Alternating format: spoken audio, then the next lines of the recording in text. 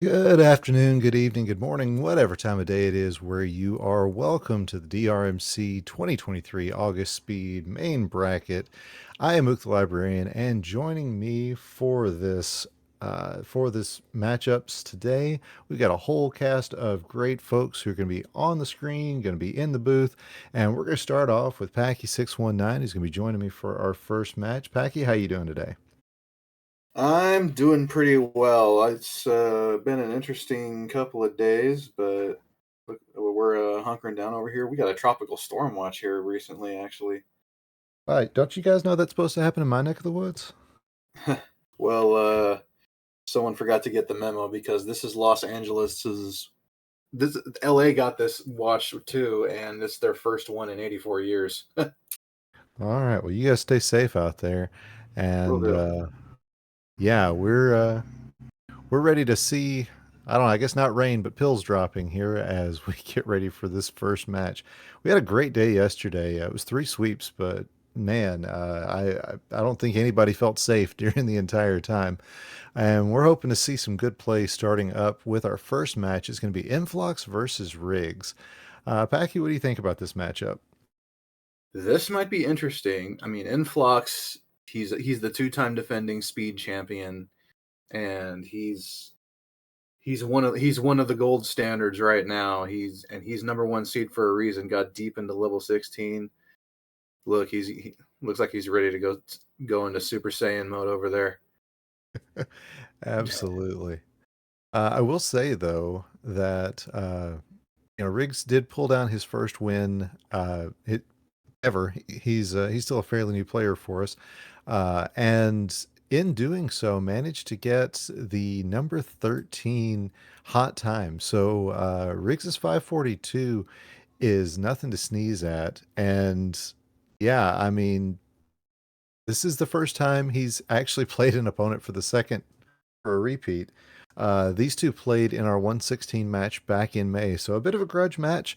And I'd say Riggs has definitely grown since then, and it's Hmm. always good to see Influx back. Yeah, looking at Riggs, he's been steadily getting better and better. Looking at the qualifying standings, he finished his qualifier with 9 viruses left on level 16, which was 2 viruses better than Ramsey Fox to get that final spot in the gold bracket. And like a rising tide rises all boats. So it, it's the whole field in general is just getting better and better. And Riggs is definitely a part of that with that 542 he got in 6 through 9. So this is not a guarantee. Oh yeah, definitely. We keep saying that we've hit every given Sunday territory. Doesn't matter who you are, you're not safe in any round. And as these two get started, I don't dislike either board very much. Influx's board is a little bit heavy on the right hand side, but I don't think it's going to cause him any problems there, Pack. Yeah, Influx has a more narrow playing field. There's that one straggler blue over in column one, but everything else is pretty much to the right. Riggs's board, meanwhile, it had a very red heavy top line for a while, and now he's really starting to work through it, and he's basically got a sweet tea set up. He's kind of Yeah, shrugging because he had setups on top of that sweet tea, but he kind of had to sacrifice it in a little bit in order to get the tea to trigger. And you don't want to see that, but sometimes you don't have too much of a choice. yeah, definitely what we've come to call conflicting plans going on there. But he worked his way through it, didn't cause any real problems, and that's always nice to see. As it's about a 4 virus difference here, and really not a whole lot of time difference. As Influx is almost out of this first level, out at a 125. 125 is a decent time for level 6 by the lofty standards of Influx, but I'm sure he was hoping for a better time than that. But really, it's not that bad at all. It's hardly a disaster. Yeah, as Riggs gets himself a sideways fat log. Love to see that. He's going to be out pretty shortly here, especially with this piece. That's going to get him out Bang! of There it is. 153. 153. Can't be fast, be pretty, I guess. Why not? I mean, there are no official style points in Dr. Mario, but there are in my eyes. I was about to say, don't tell Dave Smith that. That's definitely that's who I picked that up from. Yeah, always known as one for giving us a good show, and we'll be seeing him later on today.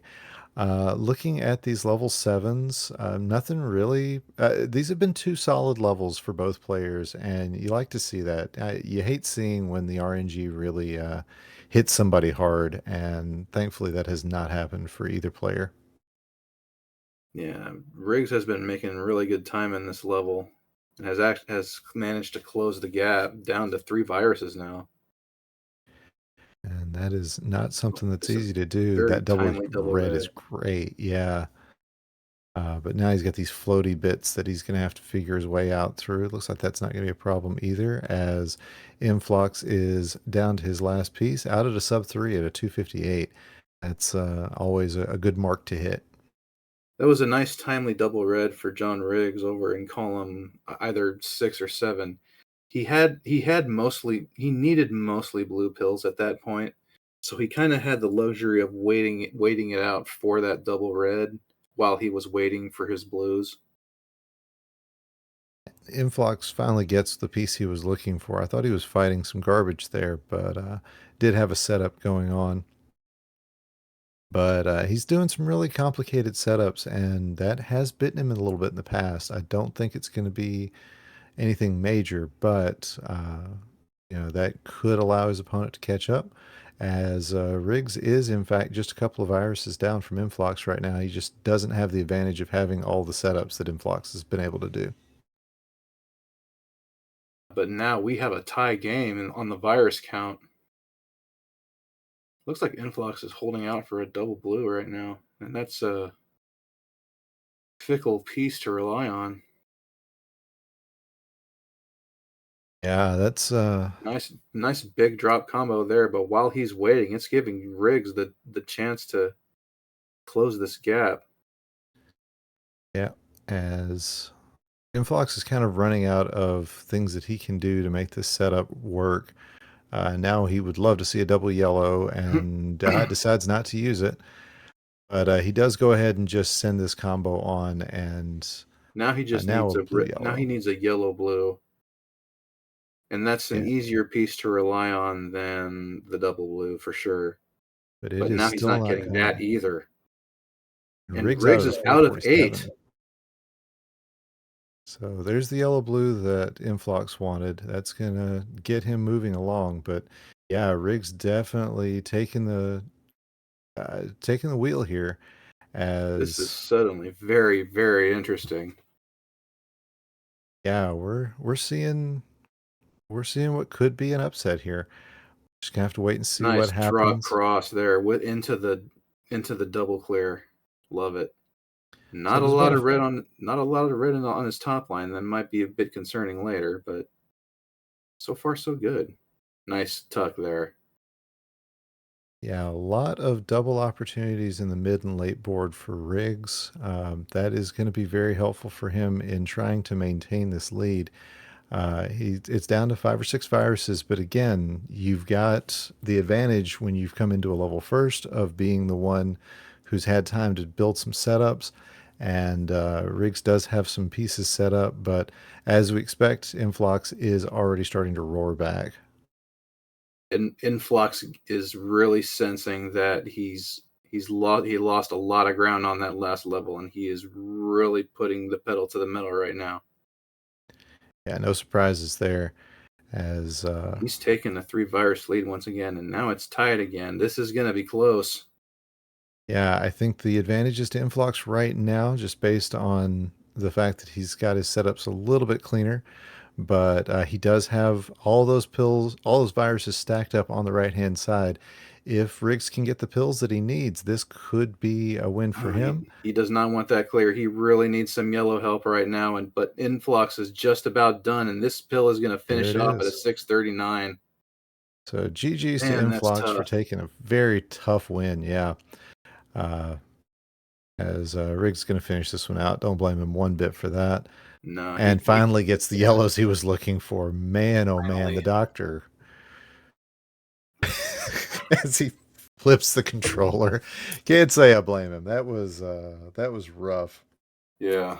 I mean, the end of that 9 was like the end of Inflox's 8, pretty much. Yeah. So, GG's to both players for a great game one. This is what we were seeing yesterday. It's been, it doesn't matter that yesterday's were all sweeps. They were tight games every time, and that was definitely a tight game as well. Wish you could give half crowns out for strong efforts, but that ain't the way the doctor plays. Unfortunate, but it's time to move on to game 2. Shake it off, relax, and get ready. And Inflox is already ready. And this is Riggs.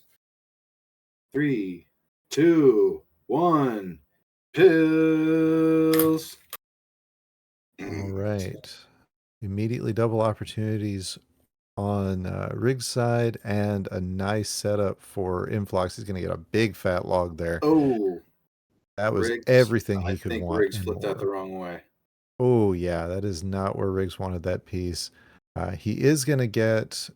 Oh, All right, he that's is going to going to help. get the horizontal he was looking for at least. Yeah, but that's going to put him a little bit behind the 8 ball here. Uh, not not terribly unexpected. Ooh, that one went the wrong way as well, but he gets it cleared up. And Inflox, of course, using that time to his advantage, already with a 6 virus lead. Sometimes And you can have a bit of a letdown after a big run like that. Like I know he was a bit frustrated after that the ending of that last game, but you can't let it get to you. absolutely. And I got to say, I love what Inflox has available for him. He's going to set this up, get that drop, and one more is going to put him out at a 108. That is a really solid time for level 6. That And it is. Riggs All is right, fighting so this let's one. see This what. is this has been a tough level for him, but Yeah, it looks like he's going to find his way through. yeah. 2 early misdrops really cost him in this level, but his level's still pretty well organized. He just needs a whole bunch of blue help in order to get out of here. Yeah, thankfully he had that yellow blue come through, or several of them actually. And this is not a bad time. It's a 142. That's nothing to sneeze at, That's actually better than especially his with the trouble. last level 6. So, And uh, there you have it. But yeah, I man, think he's not getting starting pieces he needs. yeah, he was probably hoping to take out that red virus in between the blue ones, and then drop those red fragments on top of that red virus after doing a horizontal clear on those blues. But unfortunately, he was just not getting the right pills to do that. On Influx's side, he is really cramped up over here on this right hand side. That clear is really going to help him out. But he would much rather not be cramped over just on one side of his board. See what Riggs is going to do with the right hand side of his board right now. It looks like he's signaling that he wants to horizontal that red on the top of column 5. Here we go. Got the sweet tea. Now he's got to contend with some a little more junk on his side. Nice little horizontal clear to sort out columns 1 and 2. But Influx Yep. is already out at under 250. That 246, again, we're looking for sub threes there, and that's exactly what he got. Now we're just going to see what level 8 has to throw at him as, ooh, he is playing with fire up at the top of his level. I gotta wonder. Okay, no, that was all ready to set up. Yeah, I mean, it, Yeah. it looks to me like that blue in column 7, he's going to have to clear that at pretty soon. But maybe he's just kind of focused on elsewhere on his board right now. Yeah, there's a blue yellow. That's not what Briggs was looking for. That's interesting. Would have thought a blue yellow would have been the sort of thing to make him happy, but Well, that was a pretty he cool little combo right there. But now, what is he going to do with the rest of the stack? Is what I want to know. yeah, everything's pretty stacked up over there. This is definitely the sort of level you just go Okay, there forget we it, go. reset, but uh props to him for not trying to do that.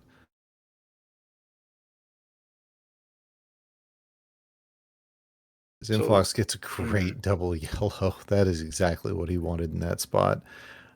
He is going to be cruising here. Oh, looks like he's going to try to take this red horizontally.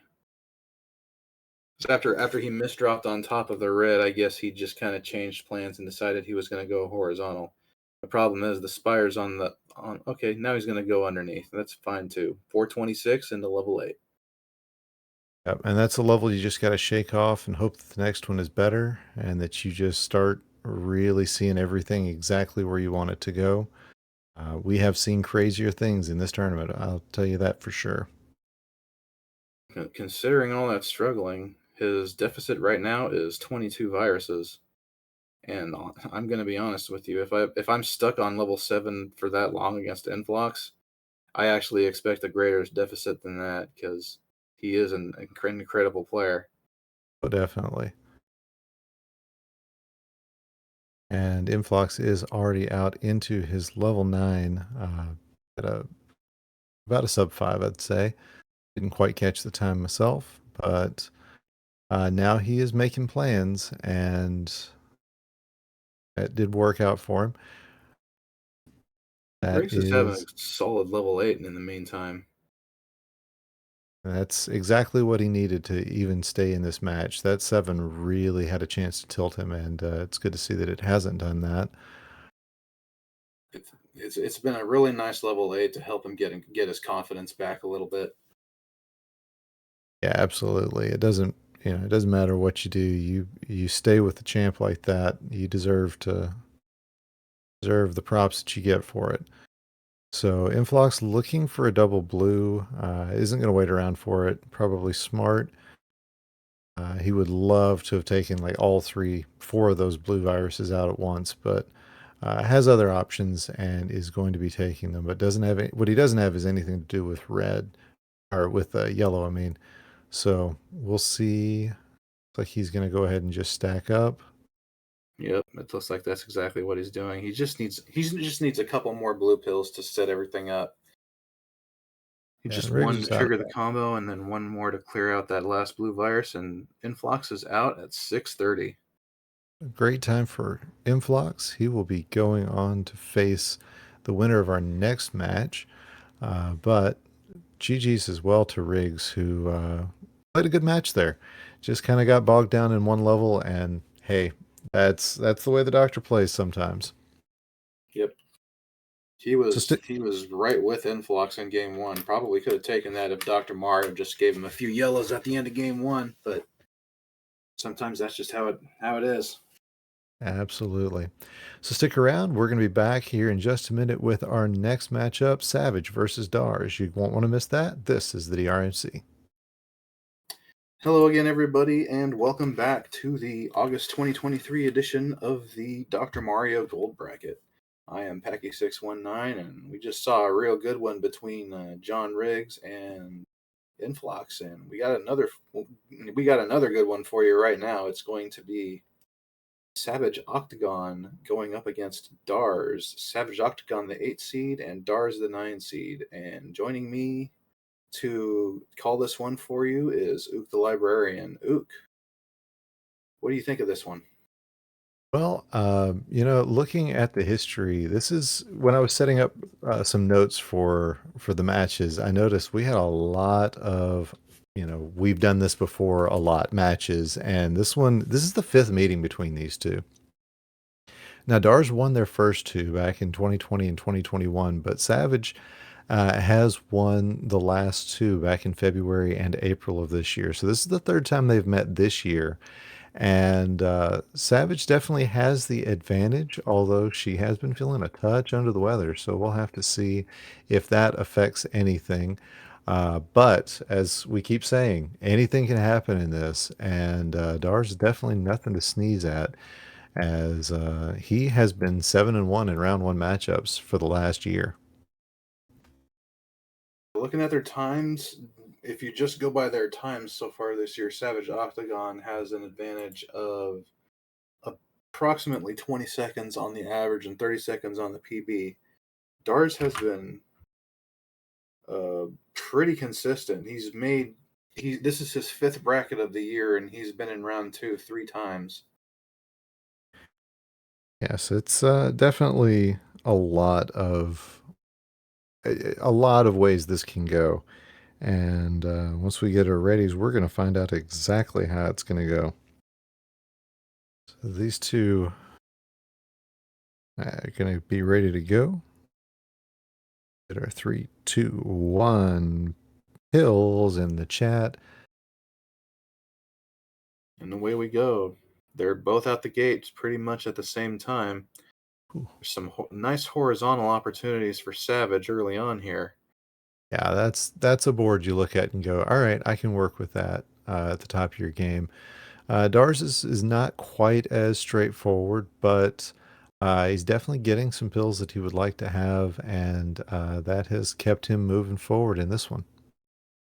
Yeah, he doesn't have a lot of yellow virus exposure right now, but it looks like he might be playing the long game, wanting to horizontal those blues, and he gets just the pills he needs to do that.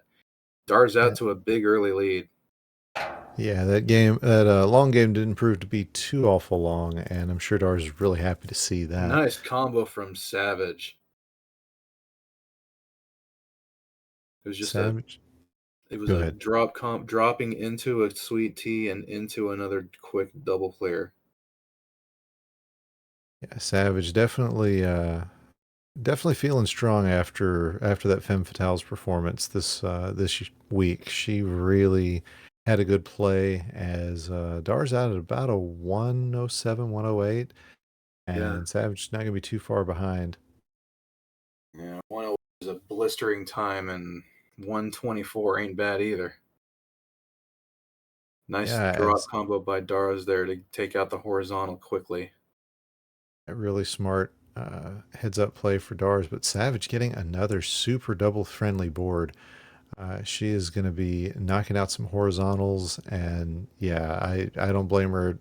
I wouldn't blame her for Another being super horizontal. excited at all that. And then the double reds. This is just a great setup. There's only one yellow virus left on our board, but honestly, it looks so clean. One blue pill half that may or may not be garbage depending on how she uses it.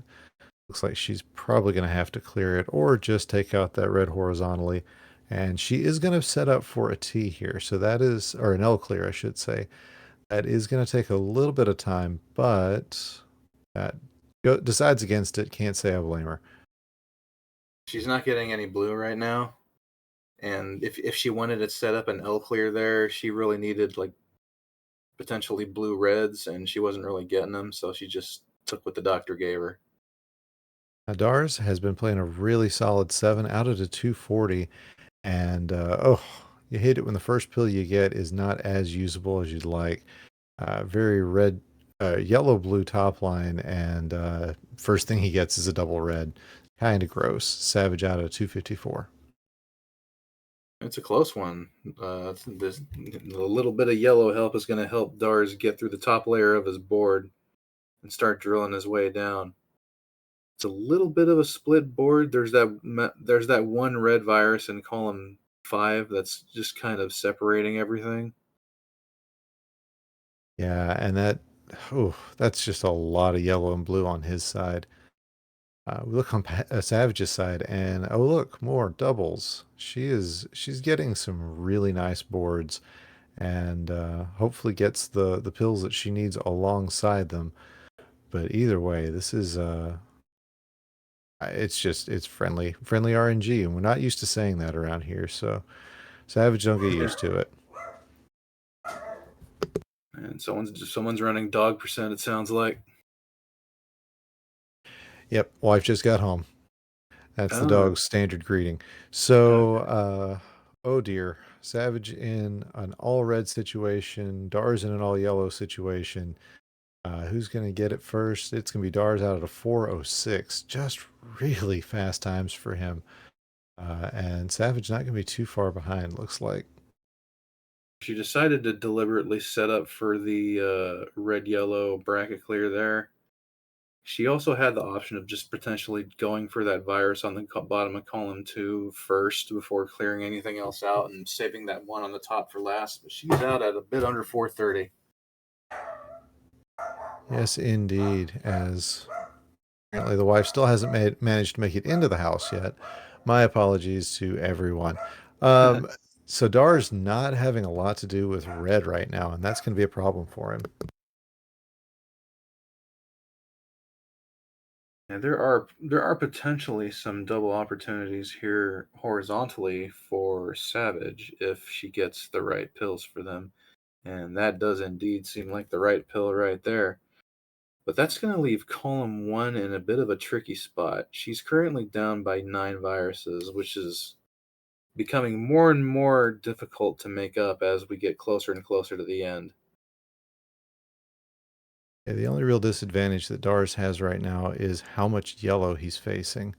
Whereas Savage had that big spire on column 8 as well. She's managed to knock that down, but that double blue was really what she needed. And she's still down by about half the board that's left. So it's gonna be a close one, but Dar's definitely with the advantage right now. I mean, to her credit, she has managed to close the gap. She was down by 9, and now she's down by 6. Decides to go with the drill down combo so she can get the in between clear on the reds, and then it immediately attacks column 1. Very smart.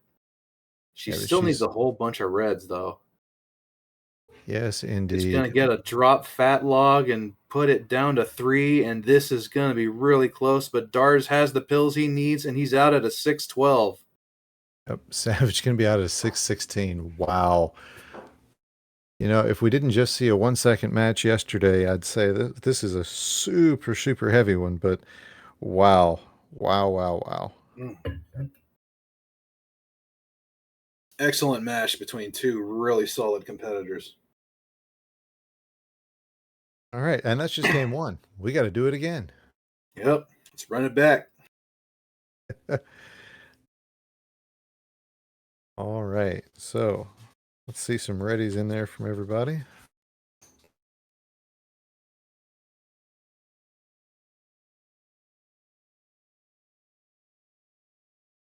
And a little bit of a breath after that. Dars is going to top out instead of go for the soft reset. And Savage, as you can see, you know, she's keeping her game face on. She's not letting this get to her. That she's practically unchangeable, and that says a lot about her right there. We are ready and we are off for game two. Both players starting at pretty much the exact same time, and there's a lot of doubles waiting for Dars in the beginning of his board. Yeah, looks like the doctor Ooh, very decided nice that. play. Looks like the doctor decided that what he gave Savage the last game is going to go to Dars this game because, man, that's some pretty stuff right there. And yeah, Dar's using everything to his full advantage. Let's see if he's decided he's going to set up for this big combo here. This is going to work out Very really well nice. for him. It's a double double. I had a feeling that was exactly what he was going to do. Set up, try to get those extra yellows on top and set up that drop combo. He needs a whole bunch of blue right now, but this has otherwise been an incredibly clean level. Yeah, and That might have been a misdrop right there, though. oof. It's not going to be too costly because he still has access to those blues in the corner. It's just right now, I think he's trying to figure out the most efficient way to deal with those other viruses in the far corners of his board. And unfortunately, he just has to kind of take the drop time. And while he's waiting for that, Savage is just about done with this level as well. She's out at about 114, and Dars is out at 115. Yeah, definitely a tight match so far. Savage has a good, I will say a lot of good color diversity on the top of this board. And Dars looks like has about a lot of the same, although he's going to run out of yellow pretty soon. Yeah, there's no yellow access on the right-hand side of his board. So any pills that come up yellow, he's kind of hamstrung with them, and he kind of has to attack the other parts of his board, which are a lot thinner as far as viruses are concerned. Yeah, but it has been just a surge for Savage Octagon, who is Oh, down to 10 viruses now, and that has been just super speedy play. Looks like she is going to be taking this blue horizontally. That seems like the smart play to do. Uh, and now she's got access to almost every virus available to her. And depending on how she decides to play this, may end up trying to make another sweet tea.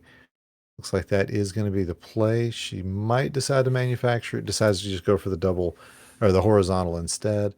Yep, keep it And simple. Why not? yep. And there's one. And there There's comes two. two, and an unnecessary third. Out of 233, as Dar's not too far behind. He's waiting for the reds to make this horizontal, and there's everything Here he it comes. needs. Out of So 246. 245. He's about 12 seconds behind, which is not much. As you can see, it's a 3 virus lead right now. It's anybody's game. Yeah, and look at Savage's lack of access to yellow here at the top of this board. She is finding her way to use some, but overall, it's not looking too friendly. She's going to need to get rid of this blue here to make the horizontal happen, just so that she can get access to yellows. It's a complicated system, but so far it's working out for her. Dars, meanwhile, had a lack of access to yellow that kind of demanded that he find something to do with that double yellow that's currently sitting on column 8.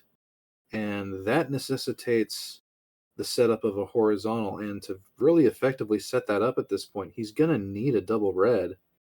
And let's see if the doc has one for him. He's definitely set up. And Dars has definitely been keeping it close. He's down to just a 3 virus deficit. It And looks like yeah, he's had enough waiting.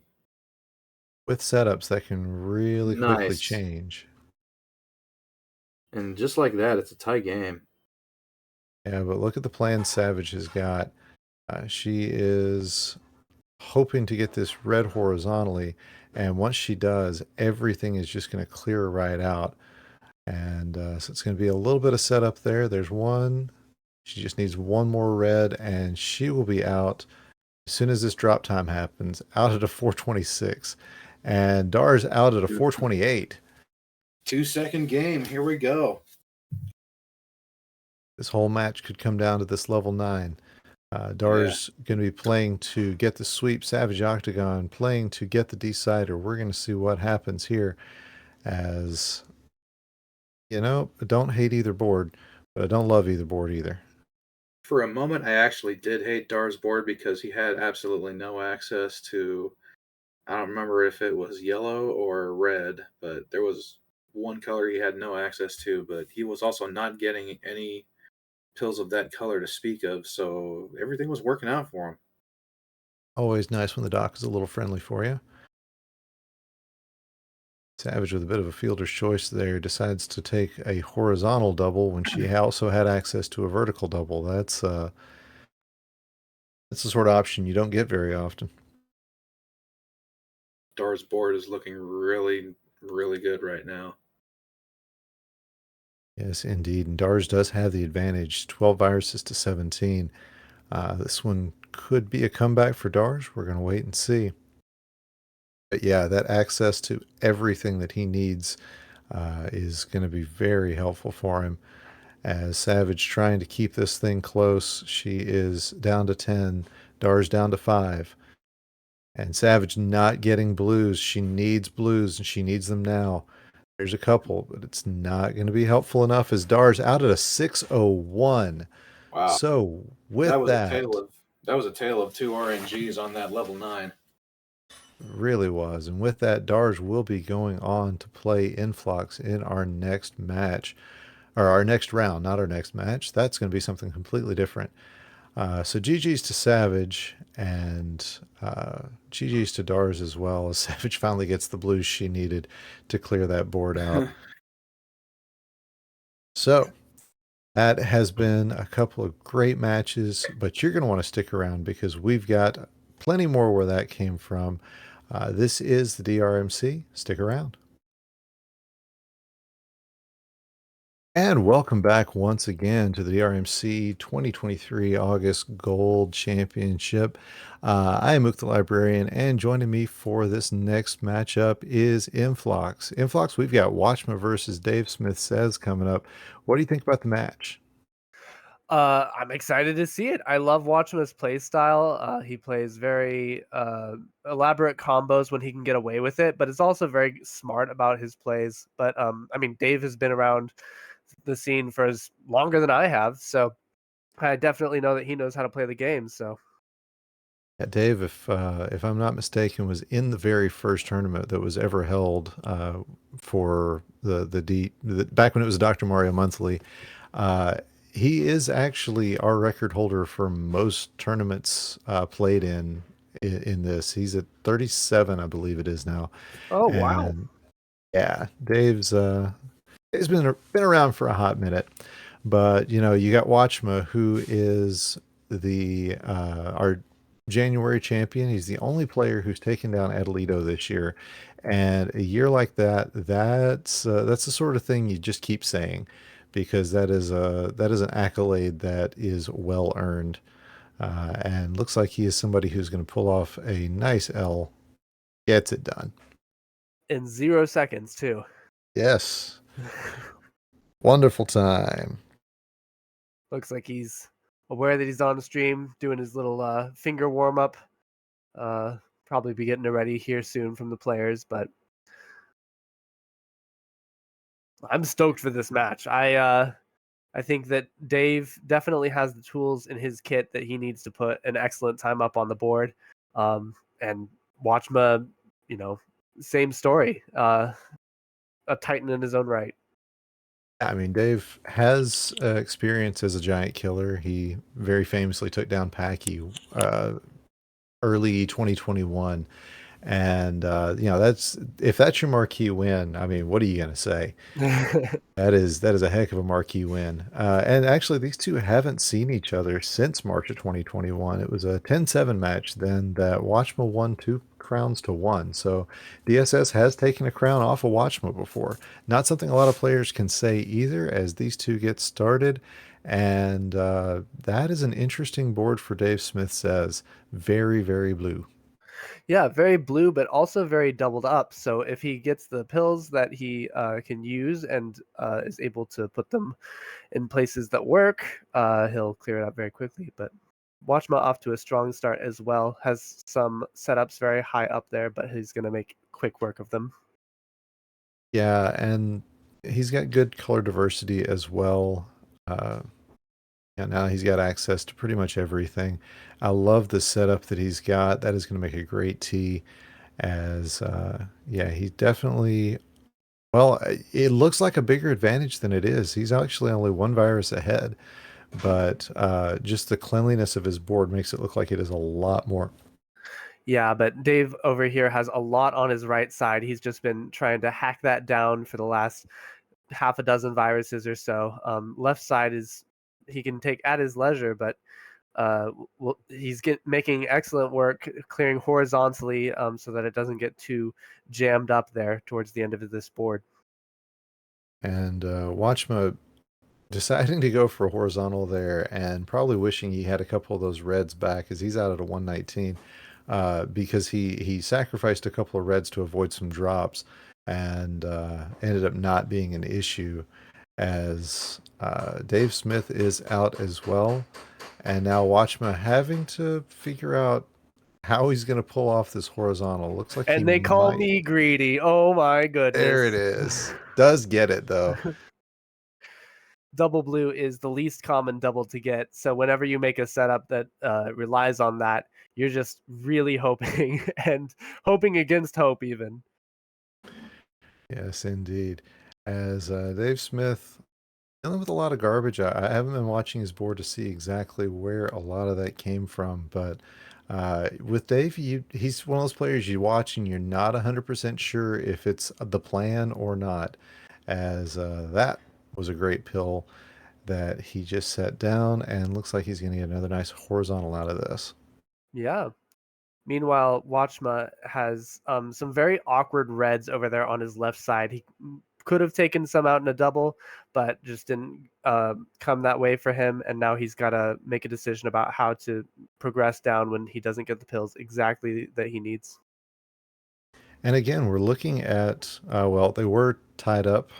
Dave falling a little bit behind here, but getting his setups taken care of as he just needs some blue. But again, it's been a situation where the boards don't look like they're equal, but you know, Dave with some blue help would have been pretty well tied up with Watchmuh here, as finally starting to get some pieces that he needs. As Watchmuh's out at a 310, and you got to imagine that's not the time he's looking for, but it is the time that is found because it wasn't a 404. Now we're just waiting again on more blue for DaveSmithSays, and this is painful. Like, you hate to see this happen to anybody. This is a Renaissance painting right here, a true tragedy. Shakespeare taking notes. But we Out at got a 336 though. about 20 seconds behind, but Watchmuh was really stuck there at the top of this board. He made a couple setups that didn't quite pan out for him, some competing ideas. So as a result, Dave not too far behind. Yeah, Dave has been just showing off how you can, how to keep things close, and that is solid play for him. You know, he knows the quality of player that Watchmuh is, but he also doesn't care. I don't think that's the best part about playing with Dave.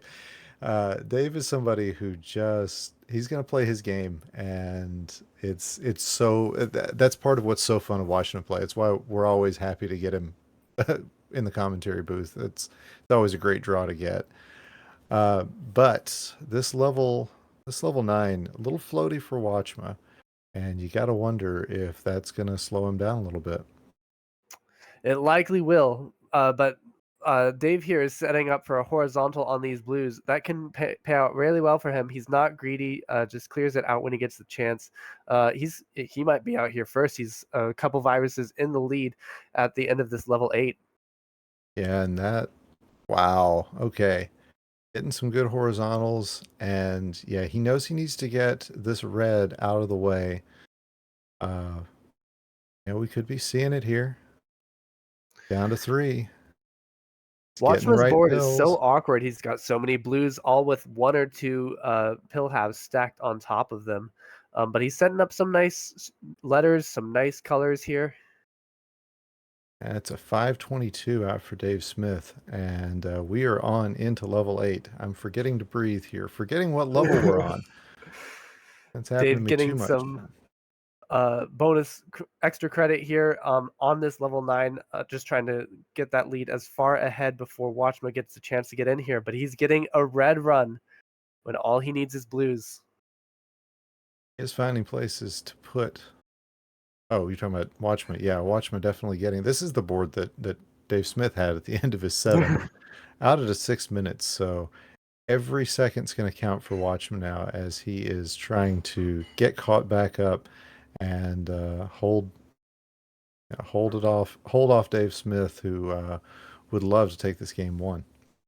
I don't know if Dave is a stream watcher or a listener or what, but I feel like he has turned up the aggression a little bit better, playing a little bit more quickly and decisively than he was at even the beginning of this run. Yeah, and everything again is working out for him. He's gonna have to do something about this double blue, or about the blue stacked up on that yellow. Decides to go for it that way, and yeah, he's down to 12, down to 10 with this. No, make that 8 with this clear. As Watchmuh getting some good pills, but yeah, he's got a little bit of a float to his board as well, and definitely advantage Dave Smith right now as he gets another solid clear. He's going to take some horizontals. Dave started this level about 9 viruses ahead, and he has just refused to let go of that lead. This time, not a hot time for either player, not anywhere near their best, but you're going to take what you can get. If you can get a victory over Watchmuh, 723, Dave Smith says. Wow, and what a clear for Watchmuh to make this as close as humanly possible. There's one, there's two, out at a 733. So with a 10-second win, that is game one to DaveSmithSays, making sure that no matter what happens, he will not have played Watchmuh and not taken at least one crown. So now, what's going to be next? Is it going to be a Dave Sider? Is it going to be a sweep for DSS? Game two coming up. This is exciting stuff. Absolutely.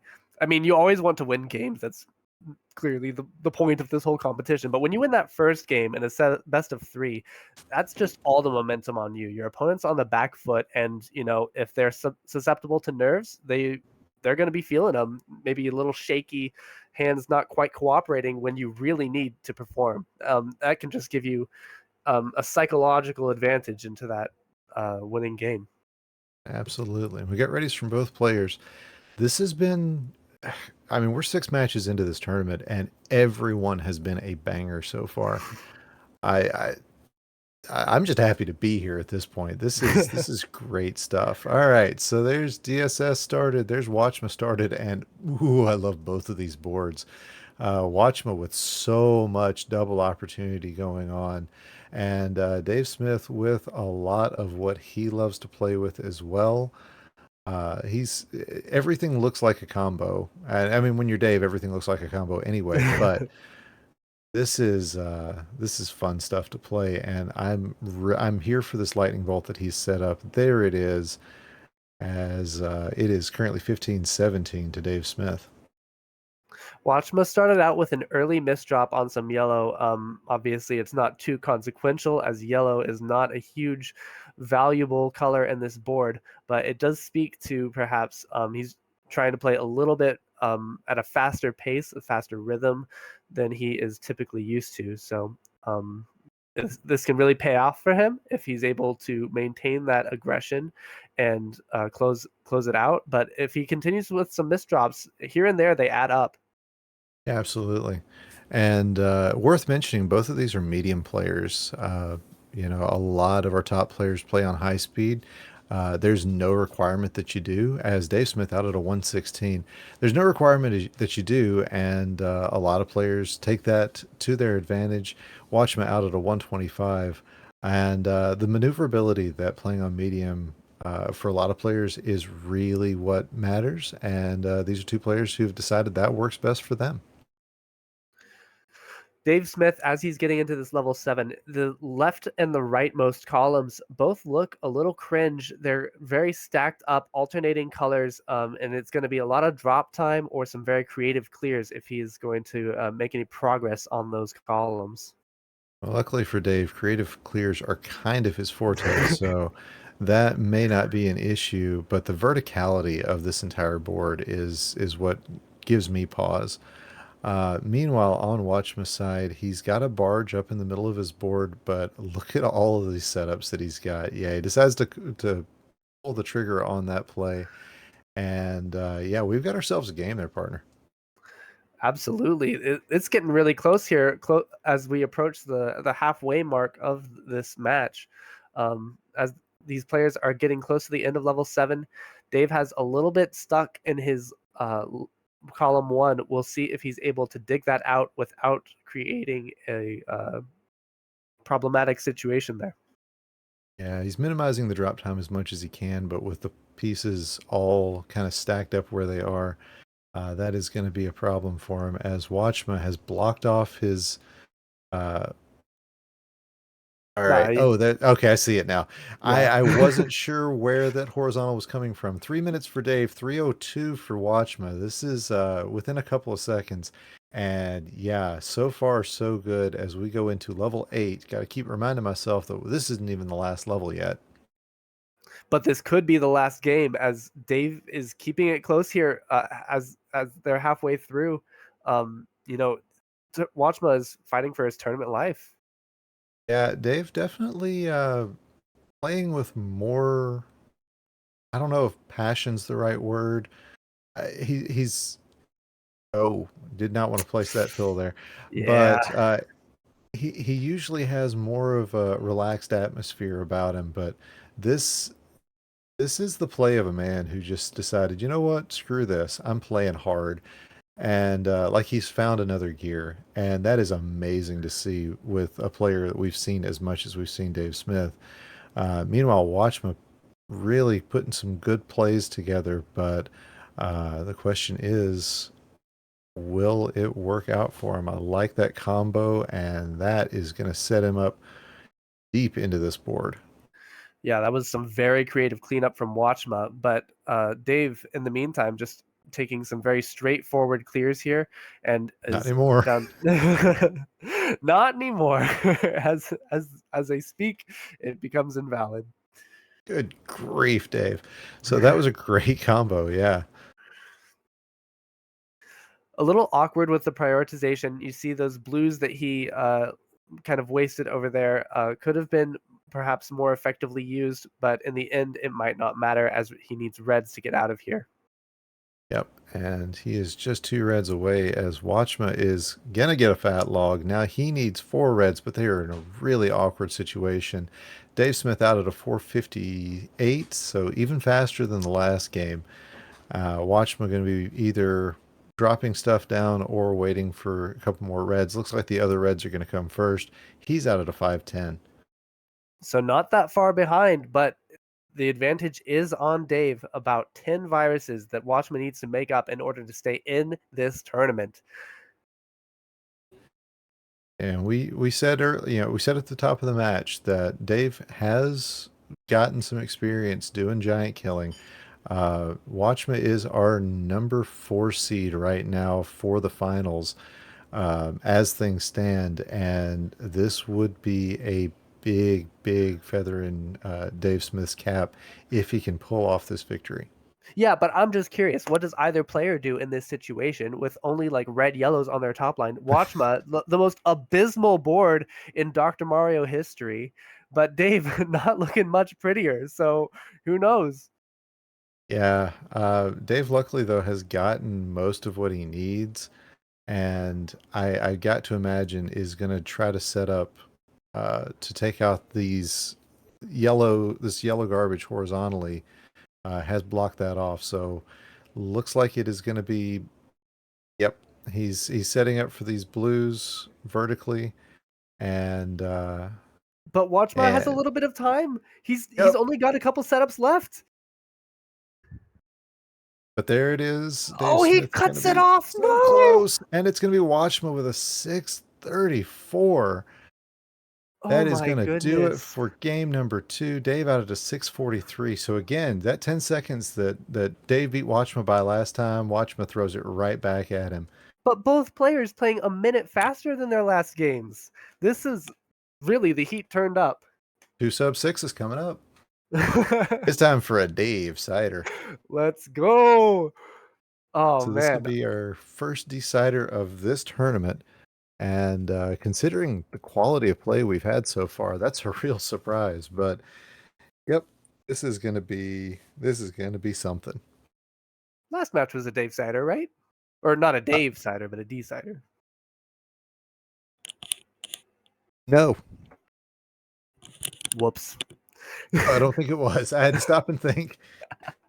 My apologies. I was working on my AC unit outside, so Absolutely, you fake just got fan. done with a match. If I hadn't been calling it, I wouldn't have been sure. But yeah, all right. So we got our 3-2-1 pills in chat. 2 sub 6s coming right up. 2 good solid boards for these players. Nothing really bad. There's a lot of blue on Watchman's left side, but these doubles are going to take care of that and prevent it from ever being a problem. Dave Smith, if anything, could use some more access to not blue, but again, that is slowly withering itself away as well. He had a nice board for swimming, but wasn't quite getting the pills or didn't want to take the dive. Water wasn't quite calling to him. But making some great vertical clears here just to chop down this board, not trying to put himself in a jeopardous situation too early. Yeah, and I gotta worry if I'm Watchma. This board is looking a lot like an Oops All Reds waiting to happen. And that can be a real challenge if the doctor decides that reds aren't what he wants to give you. And meanwhile, I look over at Dave Smith's board, and that's exactly what we see. So yeah, nothing doing. 110 for Watchma. Dave is two reds away. There's one. There's two out of the 121. So two good times for these guys. Absolutely. But Watchma making some nice setups. Has a very compact board, but you'll look at those first two columns. They're just completely empty there towards the bottom. So he's going to have to make some creative plays to get access to that right side. Finally gets the pill that he's been waiting for. One pill too late, as it always goes. But everything is really nicely set up for Watchman on the bottom of his board as Dave takes a nice tee. He's got to get down to the bottom half of his board, finally gets access to it, and we're just going to wait and see what happens between these two. But definitely advantage Watchman at this point, especially with plays like that. Watchma really sticking it to that blue virus, killing it vertically and horizontally. Must have said something to him off screen that we didn't hear. Yeah, don't make jokes about Watchman's mother, y'all. It's not if you're a virus. Anyway, or anybody. I mean, that's not kind to do. So don't do that. All right. So Dave with some interesting plans. He's gonna put this horizontal here. That's gonna work out for him all right, but gets a misdrop, and that's gonna take some time away from him as Watchman out at 237. Dave is gonna have to play underneath with this last blue on his column 2. Yeah, that's not going to be too difficult to make up for, but it will take a little bit extra time to get out of here. Whew, a very crucial tuck. That's why you're happy to see medium speed. On high, you run the risk of under tucking that. Well, luckily he had the parking garage, so the overtuck wasn't an issue. Big thanks to Swong for coming up with that particular idea. And But wow, yeah, go ahead. yeah, Dave is behind here by about 20 viruses now. As we're getting closer to level 9, not too much runway for him to make up this deficit. Yeah, and Watchman with some really clutch clears. I'm thinking he might be thinking L clear for, yep, for both those reds, and he's going to get the pills that he needs for it. That's just smart heads up play and proof that Watchman is in this one for it. He's going to need to get some stuff knocked out of the way, but definitely a commanding lead for Watchma as we get ready to exit level 8 and get ready for level 9. This whole time, Dave has just been battling to get some blues up top. He I assume misdropped some double reds that or perhaps made to clear each other out, and that just cut off his access to his solutions up there. So it's looking a little bleak for him right now. Yeah, as Watchman already in his level 9, and yeah, he's got so many double setups. It's yet another case of, hey, look at me, I got a pretty board. This is going to be critical for Dave Smith that he get things moving along if he wants to avoid getting knocked out here, because Watchma has a great board, but not a lot of blue. Not a lot of blue, but these yellows are pretty compacted together if he can decide how he wants to clear them out. He's gotten some awkwardly placed pills that have kind of gone against the efficiency of his solutions, but he's down to 18 already, while Dave is still trying to get out of level 8. Yeah, Dave's level 8 has been just a real beast for him, and that may be the story of the late part of this match. But overall, Watchman just making smart clears. Like you said, a lot of decisions he had to make, because it's a really smart drop combo there. A lot of decisions he had to make about how he was going to take care of all these yellows, and it all worked out for him. He is now just a couple of reds, couple of yellows away from finishing this one up. Yeah, it doesn't look like he'll get lapped. It was a very high octane match, especially at the start there. He had all the momentum going into it, but perhaps the nerves got to him. Perhaps Watchmuh just was able to shake off whatever slump he had, but he finishes here with a 6 flat, another half-minute improvement for him. Yeah, absolutely. So, GG's to Watchma. That was a well-earned match. And also GG's to Dave Smith, who just really kept Watchma going there. That was definitely one for the ages. And you know what? We're going to have a lot more really good Dr. Mario coming up. So you're going to want to stick around for our next match. It's going to be coming up right after this. Welcome back to the DrMC. It is still Inphlox here, but we have traded out Ook the Librarian for our next commentator, Larva. Larva, how's it going? It's doing well. Everything's looking good. I'm not sure that this trade was an equitable trade. I think we might have lost some value, but Don't that's sell okay. yourself short. I mean, these we could be the next power commentary couple. Who knows? That's true. You as the mentor, me as the mentee, we can be the power commentary team. But it's not looking good so far. Anyway, we have our next match here. Betty versus Dawnvenure. How is it looking? I don't know any stats. Well, I have the notes up here, thanks to Ook. So Dawn is our number 3 competitor. That's the word I'm looking for today. And Betty is number 14. Dawn does not have any complete tournament wins, but he has been a semifinalist 3 times. And Betty won our silver championship last year. And Betty has also taken her first 2 main bracket wins this year. So, Betty is on the up and up. Dawn did take some time off earlier this year. We do like to see him back. I love to see another keyboard player. And what a keyboard he has. That's true. My keyboard does not have lights because I can't.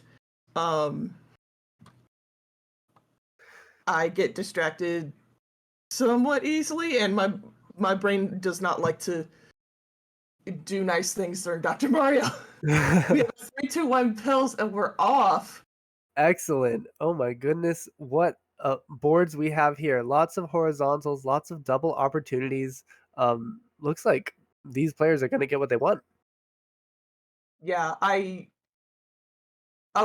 like what Don did. He set up so that he took a little bit of drop time on those blue garbage pills, but not nearly all the way to the bottom of the board, which is what he would have had to do otherwise. So I like his foresight to set that up for himself. As these players get started, I would like to throw it out there that these seedings are perhaps a little more disparate than they might in factuality be. Betty took a requal, I believe, this month and did not improve her time, which just kind of speaks to her confidence about the playing abilities she has. So she believes that she can do better than this seed. I believe it's going to be a really close match that we have here. Yeah, and we don't know what the doctor's going to provide to everybody, as we've seen just today. And now we have a big old combo from Betty. That's what she loves to do. So it is 2 viruses to 6 right now, going into the end of level 6.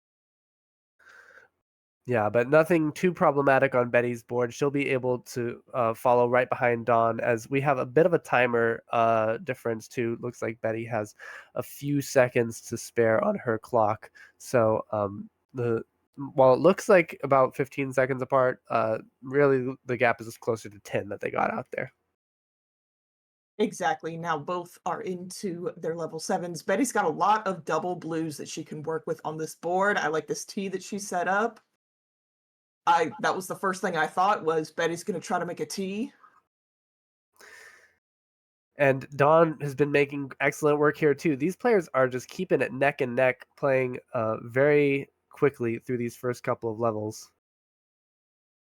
Yes, Don does have a lot of blue on his top line. Hopefully he is able to get the blues that he needs so he can get out without too much drop time or anything like that. Whereas Betty's got a lot of yellow up there. Yeah, in these situations, it seems our players are opting for some drill clears, which can be a little annoying. Involves about a second or so of time just waiting Ooh, for the pill halves to fall. But Betty with a swim to get what she wanted. That was very nice to see. I was wondering if she was going to try that. oh, and getting that double blue is perfect for that D sandwich setup. She is going to take the advantage here going into level 8. Yeah, she gets out at a 302, and Dawn's going to get out at a 311. But as Betty gets started on this board here, it looks like those reds can be a little bit of a problem. They're just kind of scattered all over the place there. We'll see if she can hook them into some doubles. If anybody can do it, Betty can do it. And Don's kind of got the same situation over on his side, but with reds and yellows. Hopefully he doesn't get too many blues here, but this double yellow rush is perfect for him. Followed, of course, by a double blue. There's the double blue. Basically came at just the right time, and he's got other things set up really nicely so that he doesn't have any garbage on his board at all. Yeah, that double rush kind of came right when it needed to and ended right when it needed to. That's just exactly what you want. Exactly. Hesitates just a little bit, finds where to place his pill properly, and now he just has 5 viruses left, whereas Betty has 10, but she does have a lot of setups going on right now. Yeah, a nice fat log there into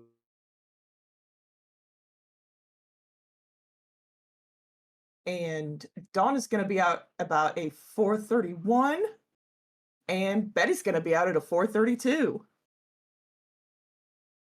excellent, excellent. Hope that I'm back now after a brief hiccup with Spectrum. Oh, Spectrum. A good L into a drop clear from Dawn. Very good vision on that one. Don is cooking up a monster tea here if he can get the reds. Meanwhile, Betty setting up some nice horizontal drop combos with a lot of yellow garbage on her board. Yeah, she doesn't have access to really much of any yellow until just this second.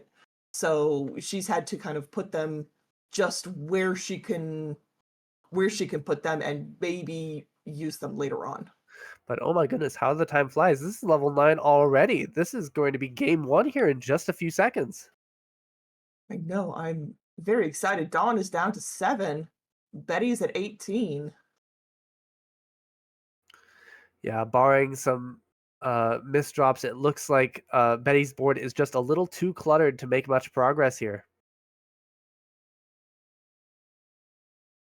We'll see. Betty can usually Houdini her way out of things like this. Oh, and I like that huge combo from her.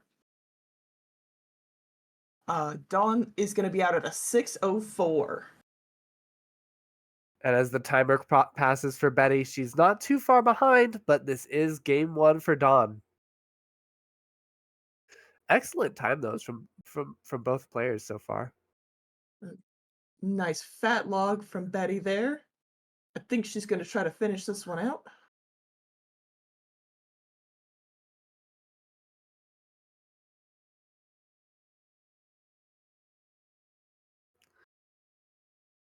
Yeah, she looks like Now she's she's going to popping throw out. She in. recognizes that virus in column 2 was a little too awkward and wasn't quite feeling it, but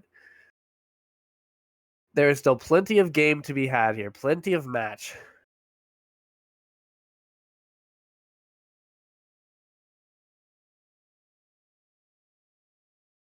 We have our GGs in the chat. We have a great chat. Thank you all for being here. We have 67 people here. This is wonderful to see. I feel like every Love month it's going everybody. up. Yeah, we love everybody cheering everybody on. Even if they're playing on Fever. Mm. A kid, they're all valid. Off is truly the superior. I know you're team chill, I'm very but team chill. you gotta just go Zen mode. Looks like Dawn is saying you choose Fever or Chill. Which will it land on? Nobody knows. Never mind, it's Fever. Fake news. Getting my hopes up for nothing. And then they're off with the 3-2-1 pills.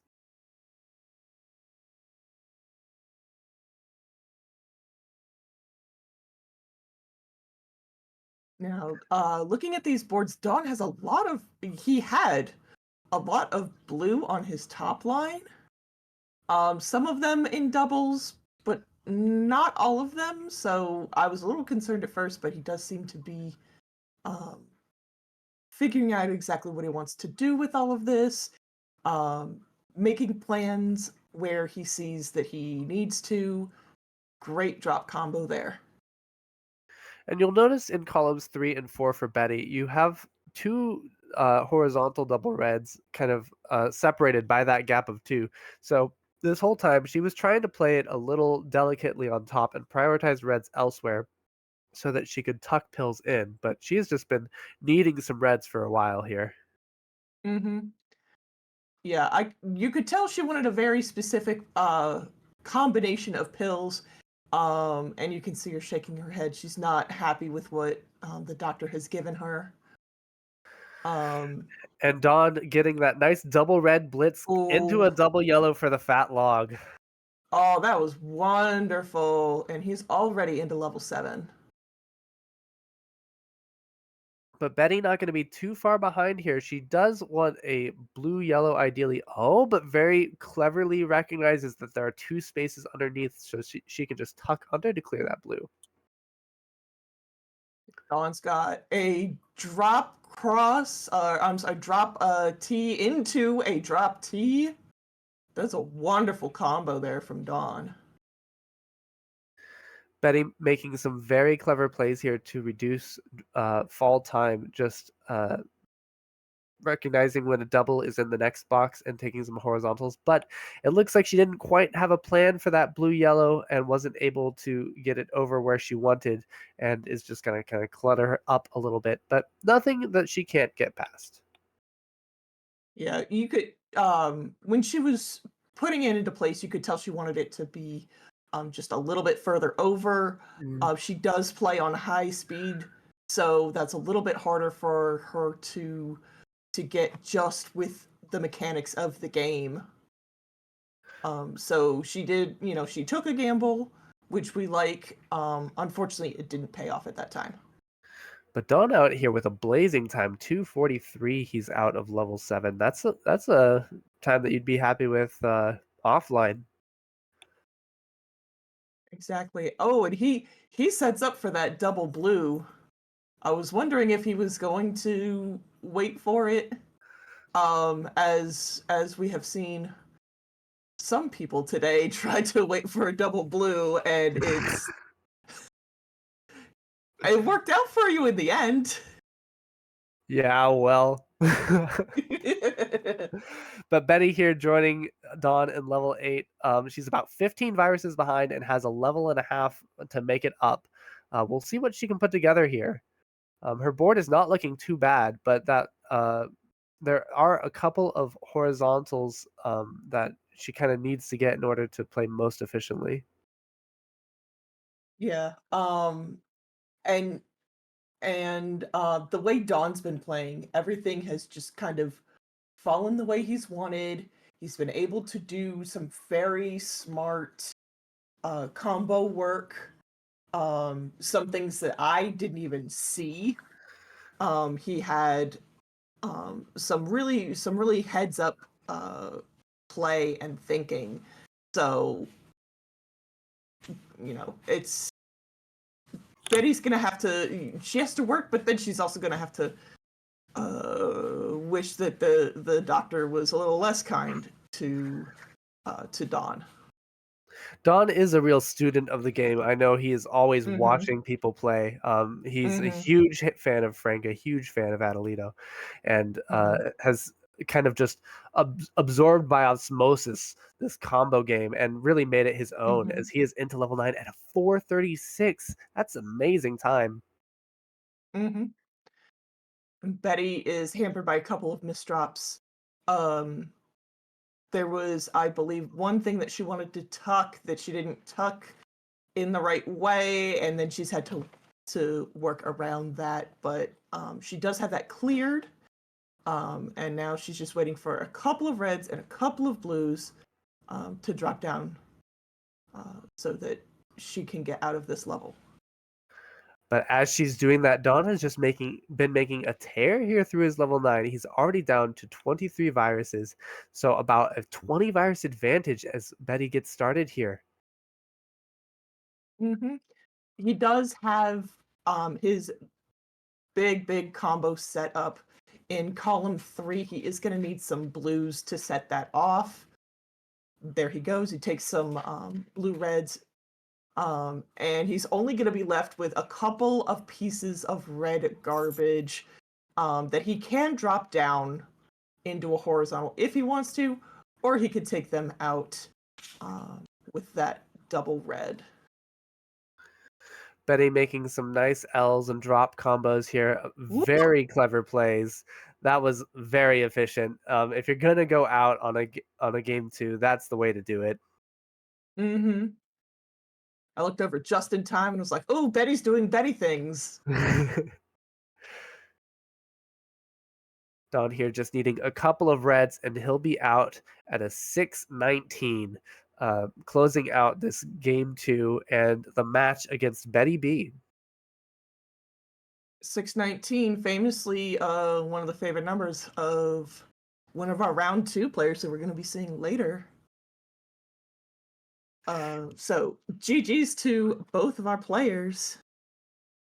Absolutely, GG's, and don't go anywhere because we will be right back on the DrMC. And welcome back to the DrMC. We are actually near the end of our round 1 play for our August gold bracket. My name is Larva12. I am joined again in the booth by Inphlox. We are going to be showing you our number 2 seed Atalito versus our number 15 seed and restreamer extraordinaire, theeeDave. Inphlox, what can you tell me about this match? Dave has been pulling double duty. Absolute props to him. Setting up, not getting any chance to practice here. Going in a little cold. So we always have the Johns on ready. But Atalito is a very strong player. He's won so many tournaments. Is just chilling at the top of the leaderboard here. Dave, it's really a Dave versus Goliath. Exactly. I believe Dave's true first name is David, so that is we can see him shaking his head, but with that smile. So he does like that reference. We do also have a raid from Tetris, who plays Tetris. Thank you very much, Tetris, for the raid. Welcome on in, people who love Tetris and other puzzle games. We play Dr. Mario, which people like to say is a lot like Tetris, but don't believe them. Don't think lines, think colors. The colors matter in this one, and it's basically all that matters. If you can recognize primary colors and count to four, then you are good to go. Okay, we have a countdown. 3, 2, 1, pills. Both of our contestants going to be out at the same time. Atalito's column 1 just looking forgotten, completely empty there. We'll see if that ends up causing him any problems. Knowing Atalito, you know the answer to that question. Yeah. The answer is no. He's just gonna dump I guarantee he's just gonna dump garbage in there, like he just did. Dave's board looking a little yellow heavy, but he's been getting Mhm. some good yellow options with the pills available. So Yeah, and Atalito just flying down his board. It is 9 to 15, so it does it looks pretty close right now, but we are, we are still in level 6. Um Now Atalito does not need any blue at all. He just needs yellows. That double yellow is gonna be great. Um and Dave is working primarily on the left side of his board. Again, needs a lot of yellows. yeah, Dave making some tough decisions here. I don't know what he's planning to do with those 2 yellows that are just kind of chilling in the middle of his board. The way he just chucked a yellow down there to make a setup, it makes me think that he's going for that D sandwich, which most certainly is. Yeah, that's exactly what he's planning. Also, D sandwiches the yellows in his column 4, and he's able to take them out with 1 pill. But I don't know if it was quite worth it here, as he has a ton of red that he's got to clear out in columns 1 and 2 in order to make any progress. Meanwhile, Atalito, I don't know what happened, but he is at the end of level 7. Yeah, it's Atalito doing Atalito things.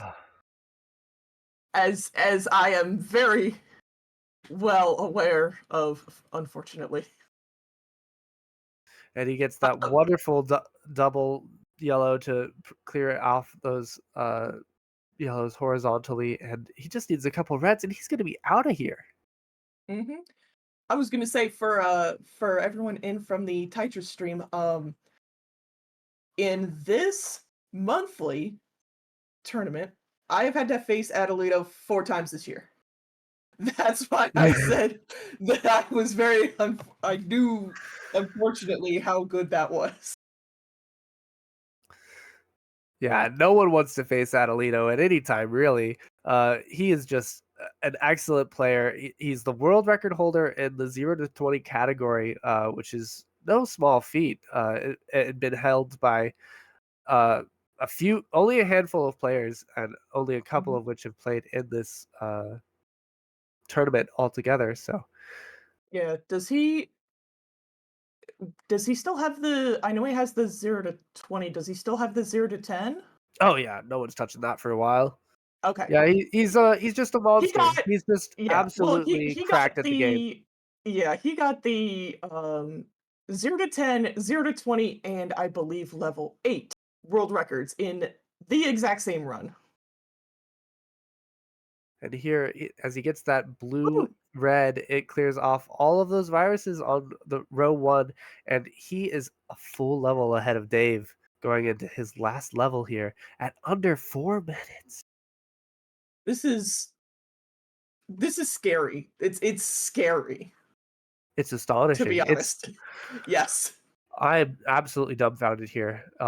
And if you're Dave listening in, you just gotta laugh. Yeah. That's basically all you can do. It there's very little you can do about this. It's just kind of, "Oh, I'm facing Adelito this month. Oh, well, okay." Dave out of level 7 at a 430. Things have not been going quite as he wanted. That's definitely not a typical time for him, and you can see that he's just kind of uh, throughout this run had a couple of setups that didn't quite go his way. I like that tuck he did. I believe he got a triple out of that. I really like that from Dave. He saw that those blues, were ripe for taking, and that his next pill was able to let him do that. We'll see if he goes for this D sandwich of the yellows in column 4. Opts not to. He's already got a horizontal setup for the yellows beneath that red, so probably a wise call there. But Atalito just a couple reds away from another hot time.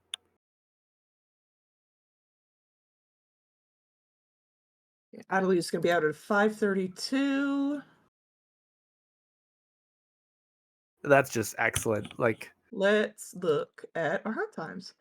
A 5:32 is 9th. Oh, I'm sorry. I'm looking at the wrong one. Ignore that. 5:32 is 8th or 7th. even better. There's a tie for 6th. So I was looking at the number below. My apologies. Obviously, any other player who would have been stuck against Atalito in this round 1 would have lost that match. So, Dave, that's not gonna wound his pride too much. He's in the boat with the rest of us, just in complete awe. What are you talking about us? Mr. 2-time defending speed champion. Mr. I haven't gotten a time that good in a while. Atalito is just a brilliant player and a treasure to watch. And by a while, you mean May 2023, where you got a 5:31? Because I have the website up right now. Like I said, I don't know stats. Anyway, we're off into this game too. Atalito having some blues that he could double up. We'll see how he chooses to do it. But Dave, not a bad board either. He's going to double up on all of those blues.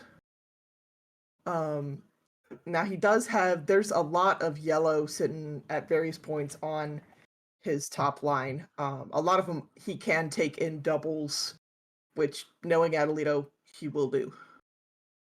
I like what Dave did there. I think it was a controversial decision to chuck those 2 yellow reds to the left, but he didn't have a clear plan for them. He didn't know what to do, so he just said, I'm just going to hope that the next pill isn't yellow-red. When you're playing this game, sometimes you just have to disregard a pill and hope for better RNG later. Yeah. If you try to, yes, you want to use all of your pills as efficiently as possible, but if that paralyzes you into moving too slowly, that's not a good thing. But Atalito was out of his level 6 just over a minute or so. Very solid time. But Dave gonna be he could have taken that horizontally, but he was vertically locked as he's out at a 134.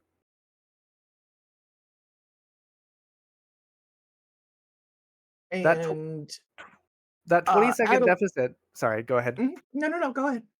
That 20-second deficit against most players won't really kill you, but against Atalito, he's already taken a 20 virus lead in that time.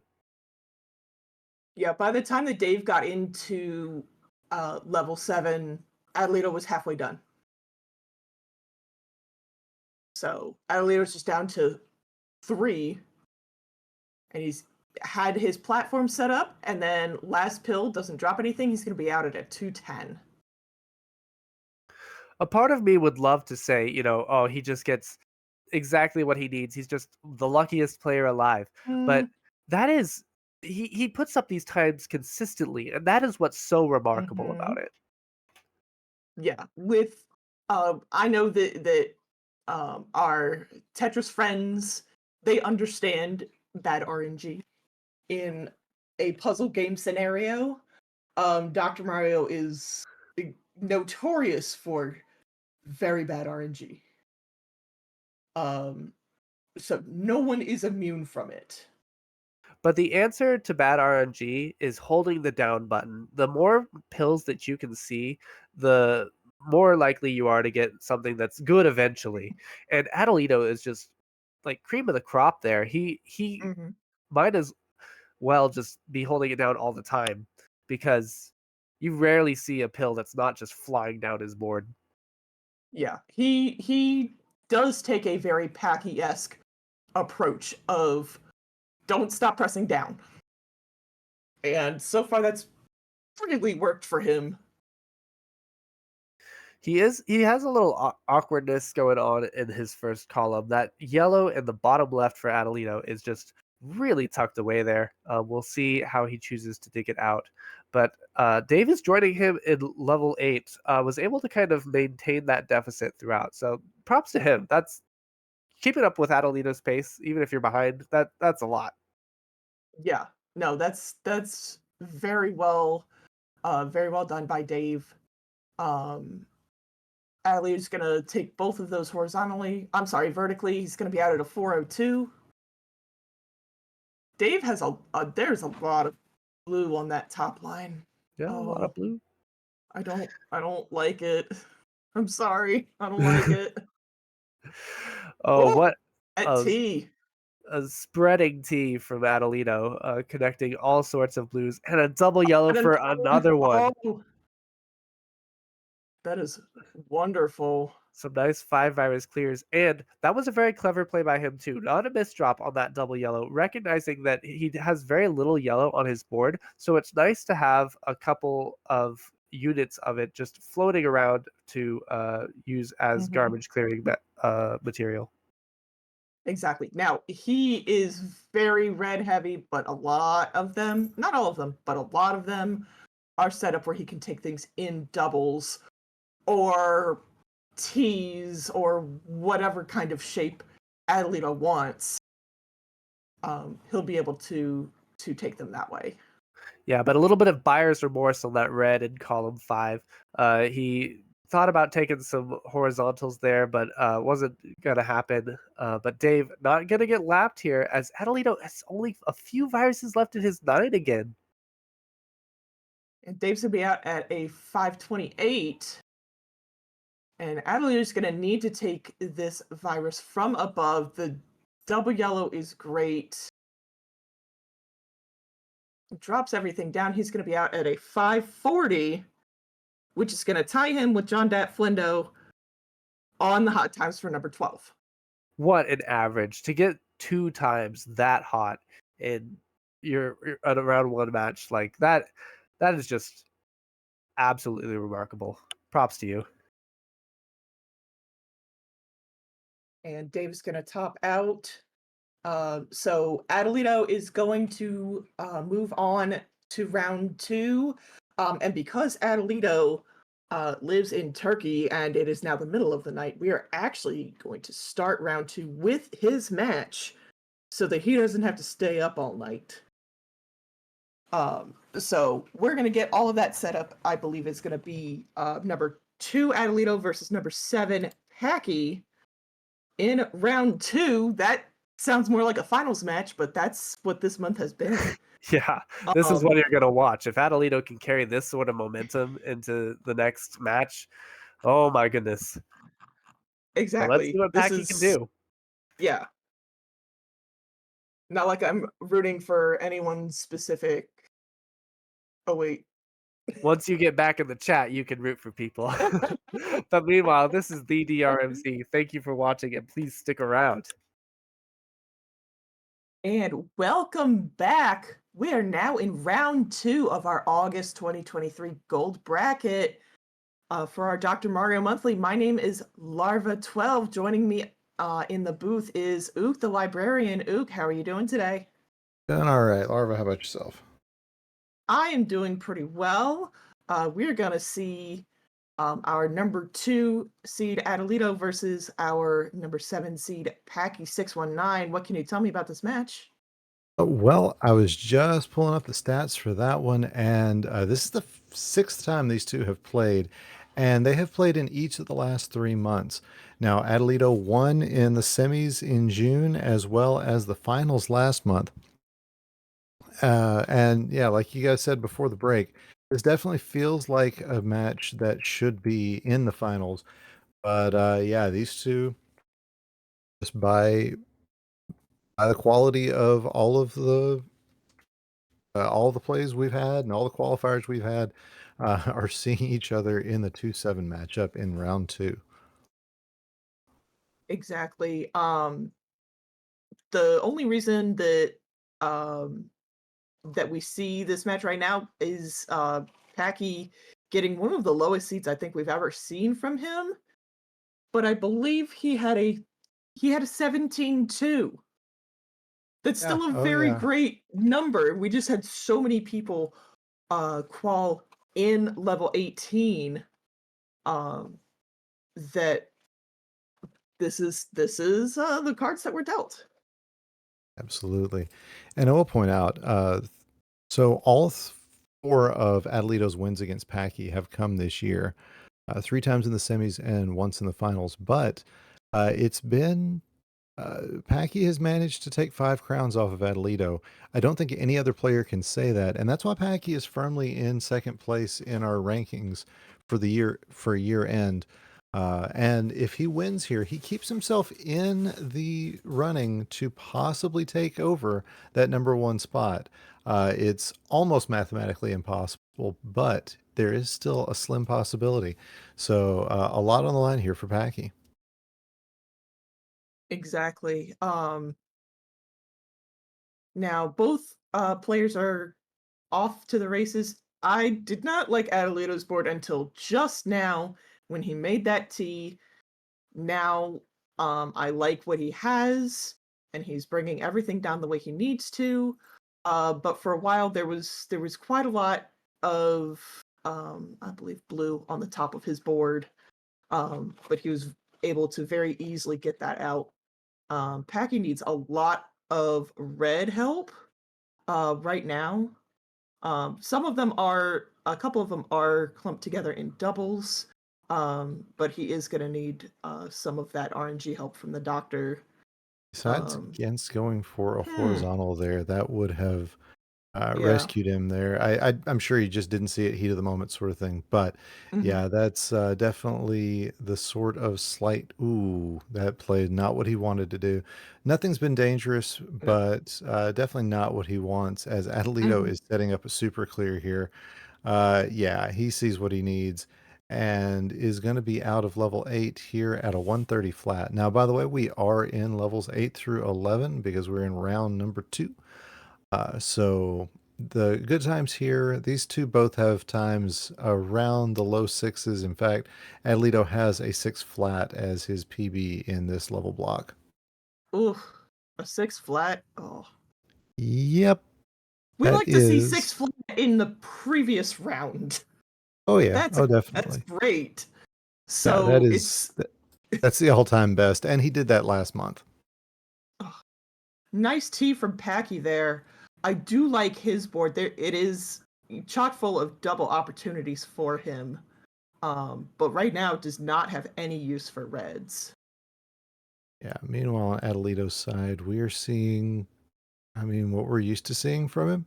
He Mhm. is really wanting to avoid taking this red down till he gets a Ooh, red blue, finally gets there it. we go. That was taking a little bit of time up at the top of his board. It wasn't causing any major issues, but this double yellow blitz needs to end right now for him, and it does. I won't take any credit for that one. All right, so this setup is going to give Adelito the opportunity to Oh, get a lot of stuff cleared. Yeah. ooh. And yeah, he's got a 10 virus lead on Packy right now, but he Unfortunately, needs he's 3 not getting reds. those reds. Yeah, he's not getting those reds that he needs. Um, but as you could tell, he was not clearing out those reds on the bottom because they were building a platform for him to be able to take those two out horizontally, which was a very wise move on Adelito's part. Yes, indeed. And that 307 just proving, hey, this is what he can do. All right, Packy needs some red and he needs some yellow. Nice horizontal setup. That's going to leave him in a good spot, although he would love to get access to this red at the bottom. Unfortunately, it's going to take a bunch of yellow to get him there.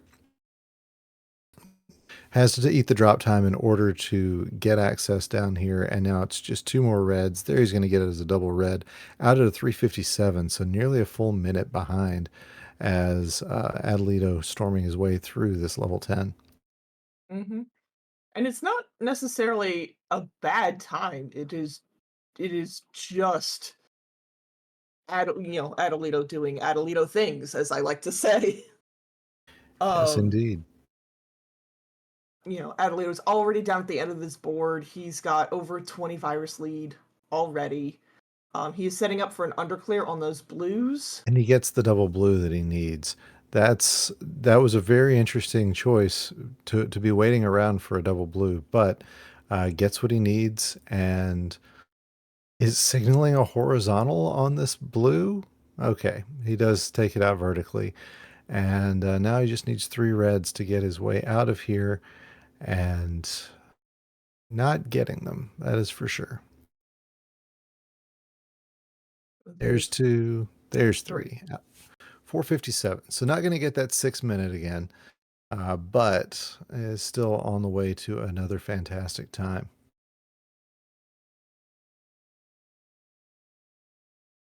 I do like the top of his board so far. There are lots of, again, double opportunities and ways for Atalito to play the game that he likes to play. Yep. Packy just needed some reds. He needs 1 more.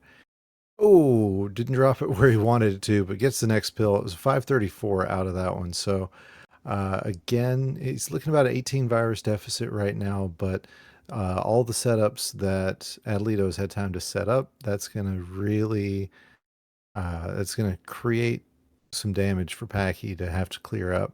But you notice Atalito's got a lot of red on this board and not used for much of anything else. So and going through a yellow blitz, it has just now ended with the appearance of that double blue.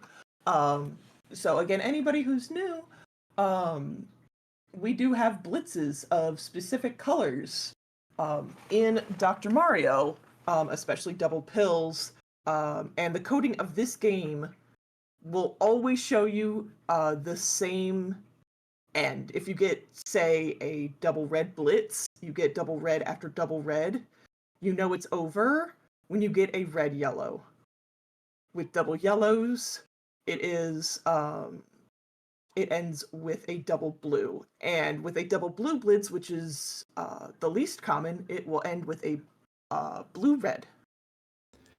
And what's thinking about ending right now is Atalito's lead, as Packy is down to 8 viruses. Atalito was struggling quite a bit with not getting the pill halves that he needed.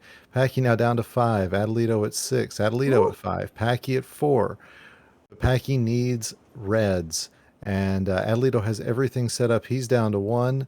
There's what he needs. He's out at a 716. So Packy very close in, but unable to take the victory here as he needs now 4 more reds to finish this up. There's 1, there's 2,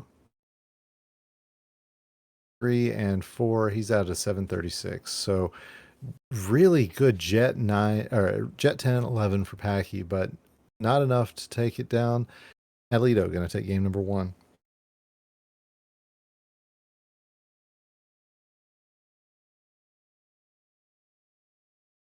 So now we'll wait for our players to ready back up. And yeah, I mean, what do? You just take a breath and do it again.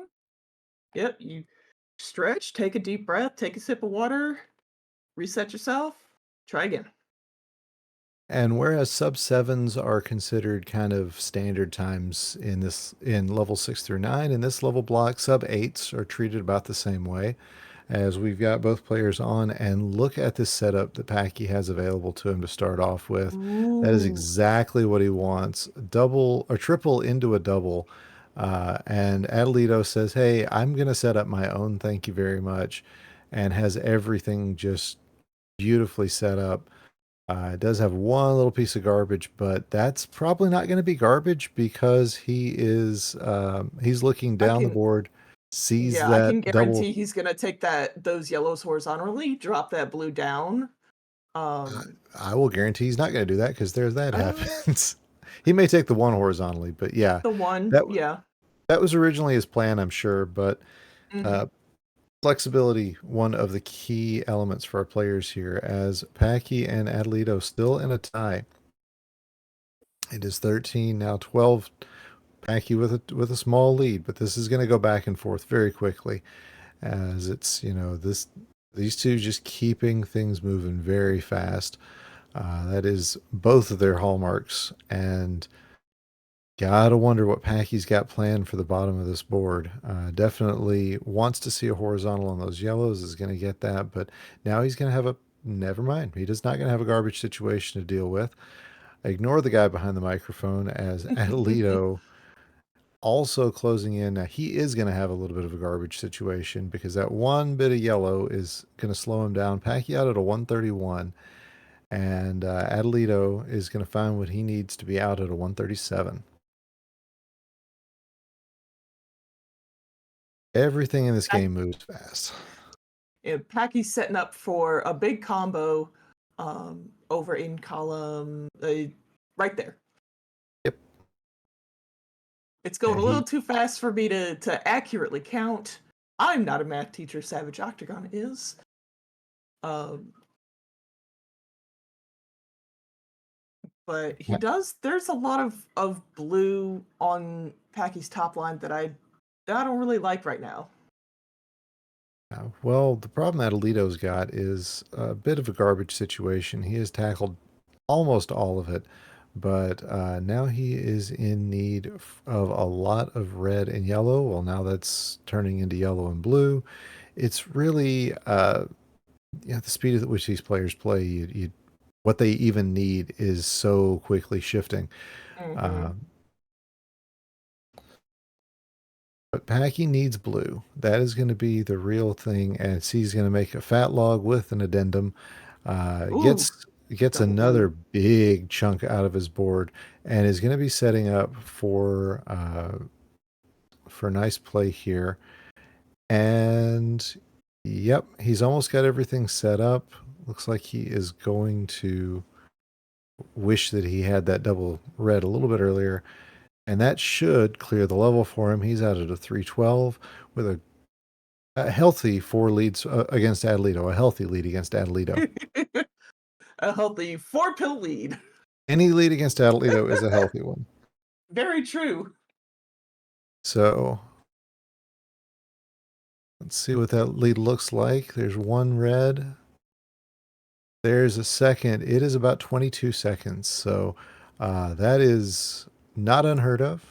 As we said, Packy's got, I believe it's 7 crowns against Atalito this year, more than any other player who's played against him. I don't even have to look that stat up. I know that to be the case. So, definitely solid play from Packy, and something that he knows he's certainly capable of. Yeah, now he is facing a lot of reds down near the bottom of his board. Atalito's there's a lot of yellow, but a lot of it is packed. And he's able to take a lot of it out. There's most of his garbage gone now with just that one T clear. So Packy's only up by 1 virus at this point. He was up by 20 seconds, and now he's up by 2 viruses. Yeah, part of it is just where the setups are, as Packy does have everything now free and clear, but so does Atalito, and he is just 1 red away from finishing this up. Packy needing 3 reds. There's the one for Atalito at a 451. There's 1, 2, and 3 for Packy out at a 501. So 10 seconds behind, as he is already given the look. He wants to know exactly where Atalito is, and how close he is to either winning or to to being knocked out here in the second round for the first time this year. Yeah. I know that Packy usually wants to make semifinal Sunday every month. That's usually his goal. I don't know if that's gonna be possible. He Anything's kind of possible, Harva. well, yeah, I don't know with all those reds up on his top line. I'm a little nervous about that. Just just the speed that Atalito plays at, and just to be honest, the sheer brilliance of Atalito in this game. I know our Tetris community has known him via Tetris. Cool boy. He is something else in Dr. Mario. So Atalito with a nice clear there. That's going to take him down to, with this extra clear, down to 8 viruses. But he's already got setups prepared on practically everything. He's going to get some smart plays here. That is going to knock everything down except for one, and he is out at a 645. So GG's to Atalito, who's going to take game 2 and the match, as Packy, again, playing really well, just too little too late against a man who has proven himself almost completely unbeatable this year. As Packy just needs 2 more. He's going to do it. There's 1, there's 2, there's 3. And a 645 is 2 seconds off of our hot times, which is 1 through 20. The places 1 through 20 in this level block during tournament play. So almost setting a hot time. And good luck. Good luck to whoever faces Atalito tomorrow. Yes, indeed. So GG's to both of our players. Stick around. We're going to have the rest of round 2 coming up after this. You're watching the DrMC August 2023 Gold Speed Bracket. Hello again, everybody, and welcome back to the August 2023 edition of the Dr. Mario Speed Gold Bracket. I am Packy619, and you just saw me playing against Atalito, and that happens a lot when you play Atalito. You just get steamrolled. But we got another good one for you, and it's going to be Dars going up against Inphlox. And joining me to commentate this match will be Larve. How you doing? I am doing very well, Packy. How are you? I'm doing okay. A little, the salt, the RNG salt is always real, and everybody knows that. But I'll live. It's not the end of the world. So yes, we have our number 1 seed Inphlox versus our number 8 seed Dars. This is the 3rd time that they've met. They're actually tied. Each of them has a win. Dars won in May 2021. And Inphlox won against Dars in the 2021 finals in December. So the winner of this match is going to go on to play tomorrow versus our next, the winner of our next match, Ibar versus Watchmuh. We have readies from both players and a countdown. 3, 2, 1, pills. Pills. Both players out of the gate at pretty much the same time. Both players right now kind of jockeying for position here as well. In the standings, Dars has 28 points and Inphlox has 30. And with his participation in this event, Inphlox will qualify for the end-of-year bracket. So there's a little more at stake in this one. Yes, Inphlox does open that opportunity up for himself. Dars working with a lot of blue on his top line garbage-wise, and some yellow, a lot of yellow, both garbage and on pills that he is working toward. And already Inphlox has jumped out to a 10 virus lead. Yes, this level block can be particularly tricky, and right now Dars is unfortunately has been handcuffed to a relatively slow start in comparison to his opponent. Let's see if Inphlox tries to set up a sweet tea here. Looks like that's exactly what he's doing. He was going to. He's going to sweet tea into a drop combo out at a 123. That is a blistering time for level 8.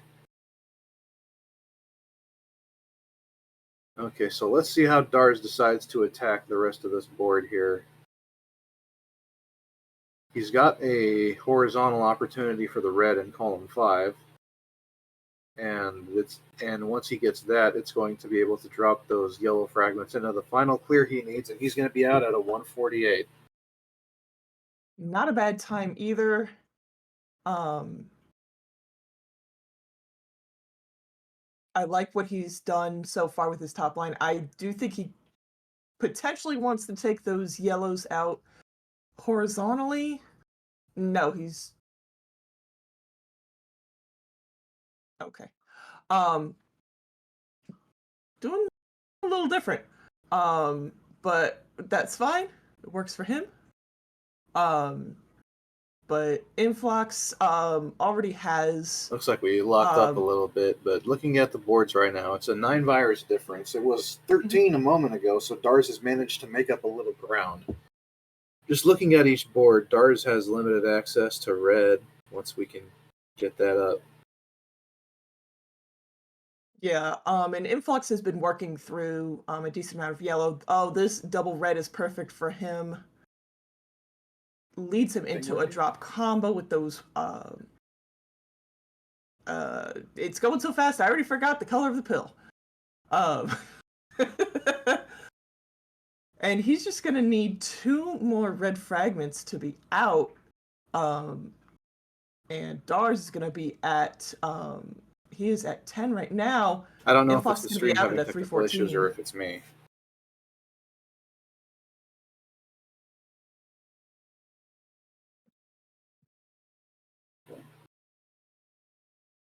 Okay, here we go.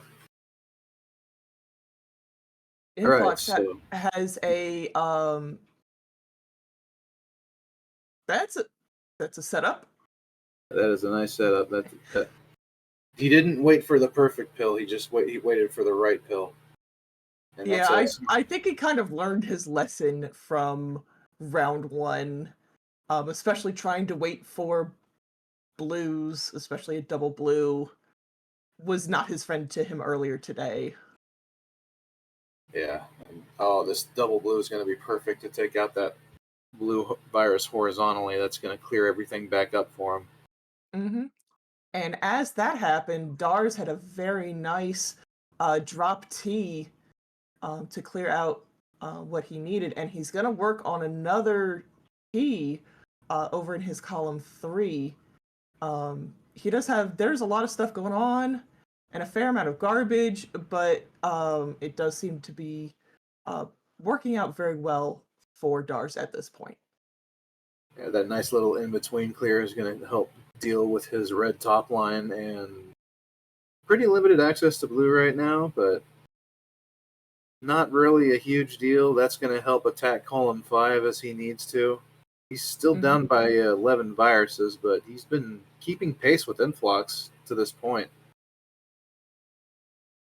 Yeah, and he's getting couple of double yellows that he really needed. So it's going pretty well for Dars at this point.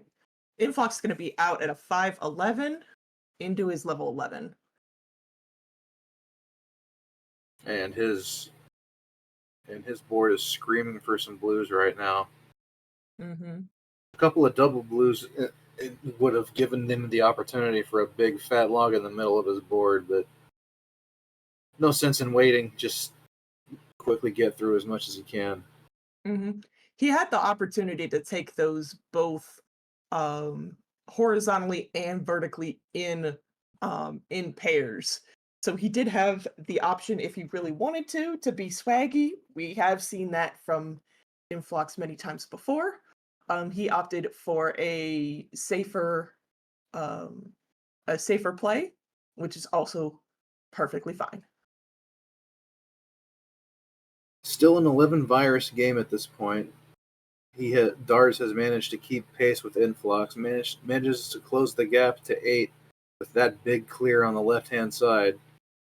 Still a ways to go, and it looks like this entire virus board is now just an ascending right way staircase. Mm-hmm.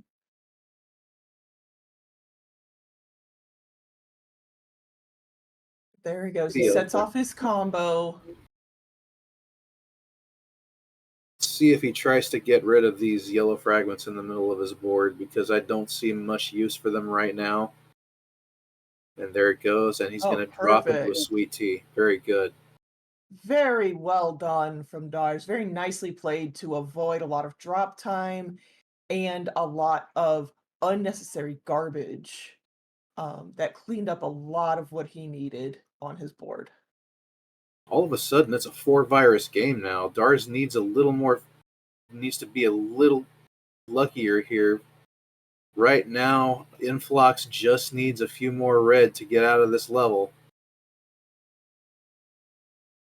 Inphlox needs red help, and Dars needs blue help right now. Mm-hmm. And red appears more often than blue, so it looks like a 726 from Inphlox. It looks like Dars has just decided to leave that horizontal clear at the bottom of his board ready and just tried to tackle everything else. Mm-hmm. And now that he has no other play there, now he takes it. And a quick little You horizontal. take that red and horizontally, great. He's out at a 752. Very nicely done by Dars.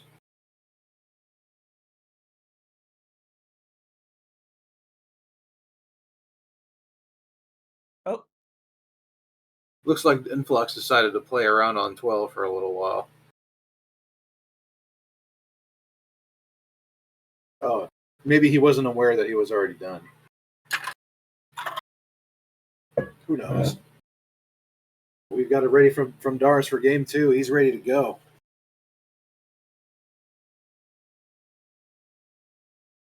Yeah, I kind of forgot that 11 was the last bit. I'm just ready for more Dr. Mario. I want Dr. Mario all the time. So Inphlox playing more is perfectly fine with me. We got it ready from Inphlox, so we are set to go for game 2 in drum roll.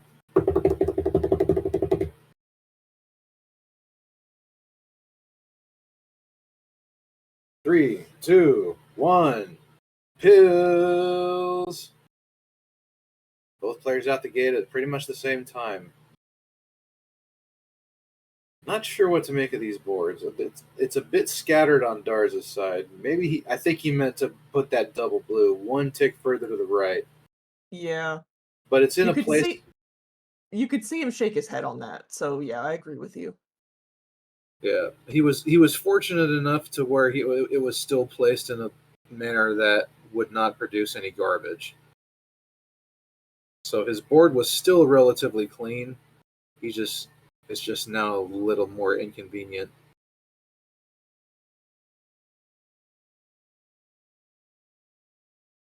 Dars attacking the top of his board right now. Let's see if he goes to column 1 with that one. Nope. Okay, he decides to underclear that and open up the double red below. And he has an early 2-virus lead. Yeah, I like what Dars has done with this level. Very heads-up play, minimizing his drop time and maximizing the use of everything that he has. I like this setup. Oh, he's not going to go with that setup anyway. Okay. Well, it looks like he has the horizontal setup for the red on the bottom right now. So now he needs a specific sequence here, and Inphlox is out at a 127, and Dars is going to be out pretty soon. Get just the right pills, he's going to be out at 134. About a 7-second difference between the players going into level 9. Oh, Inphlox missed that tuck. Yeah. I know he wanted that tuck. Yeah. Much like how Dars slightly misplayed that double blue early in level 8. Inphlox has a bit of an early misplay on level 9. Manages to get all the problem pieces off of his board, but right now it's a dead heat. Mm-hmm. Now, Inphlox is playing on medium speed, whereas Dars is playing on high speed. So, again, both are valid as long as you don't play on low speed. We do not recommend that. It is bad. No. When it's low, you gotta go.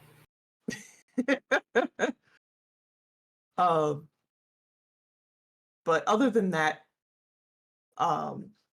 both are fine for players to use. Inphlox taking a lot of drop time there. But as we've mentioned earlier, Ooh, Oh, I don't think he meant to do that that. hurts for Inphlox. Oh, that Yeah. hurts. Yeah, he had flipped that the wrong way, and it was already going down the pipe by the time he realized it, and he couldn't correct. He just could not course correct, and that's gonna mean a tale of two end games, as Dars is gonna be out of there at about a 3:08, which is a fantastic time. Yeah, Dars now has an 8 virus lead on Inphlox. So as we were saying earlier, both play styles of medium and high are valid. That's right, Sarah. I said valid. Each one has good things and bad things about them. You can be a little bit more tricky with medium speed. You can do more like tricks. Swimming is easier. Not impossible on high speed, but easier much on more medium difficult. speed.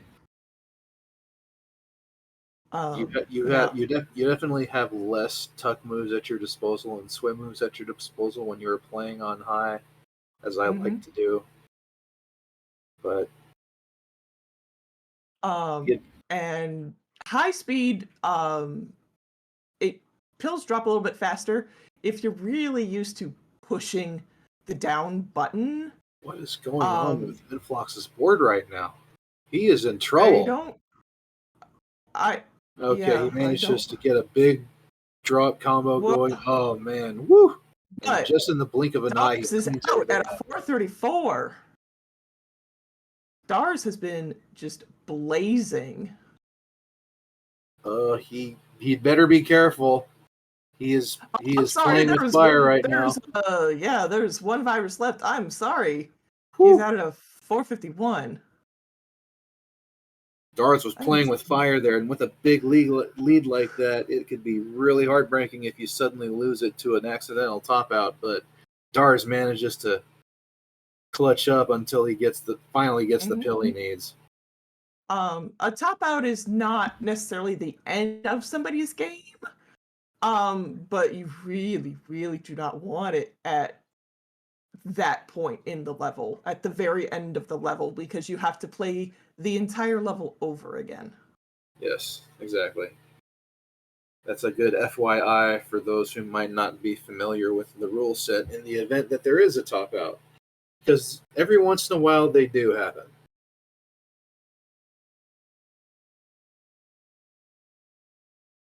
Looking at Dars's board, it's pretty clean. The only real problem there seems to be is that that pair of yellow fragments on top of column 5. If he can somehow find a way to horizontal that blue virus, that would be completely wiped out. But that's kind of dependent on possibly getting a double blue, and it's not a good thing to rely on. No. Inphlox joins Dars in level 11. It's going to start off with a nice sweet tea. And Dars needs a lot of blues. Yeah, he's finally starting to get them. That a lot today. Yeah, we've been saying that a lot today. Yep, that's the name of the game. But looks like let's see if he starts trying to set up a sweet tea here with the blues. It looks pretty likely. And now he's got the garbage cleared out, and now he's got the sweet tea into a drop combo. It's not quite going to be a sub 7, but it's going to be a real good one. And Dars is out at 704 and forces a decider. Good job from Dars. You see the little fist pump from him. He's excited about that time. Inphlox is going to just reset.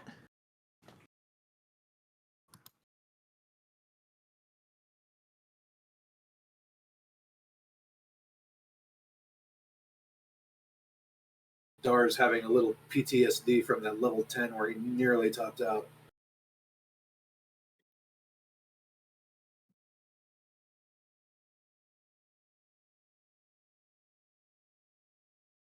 Both players are going to take a quick breath and get ready for game number 3.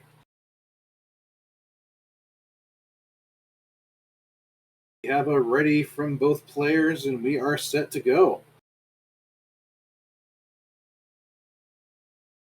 3, 2, 1. Pills! Right out the gate, Dars can just dead drop that double yellow and get a couple of quick and easy virus clears. You love to see it. Mm-hmm. He's got a fat log set up over on the right side of his board as well. Oh, perfect. That's exactly what he needed to do. Wonderful. Wow. That was really nice. That's good awareness really on good Dars's speed. part, because he needed to drop that extra fragment in column 5 in order to get that red-blue where it needed to go to trigger the fat log. Mm-hmm. And he has jumped out to an 11 virus lead on Inphlox.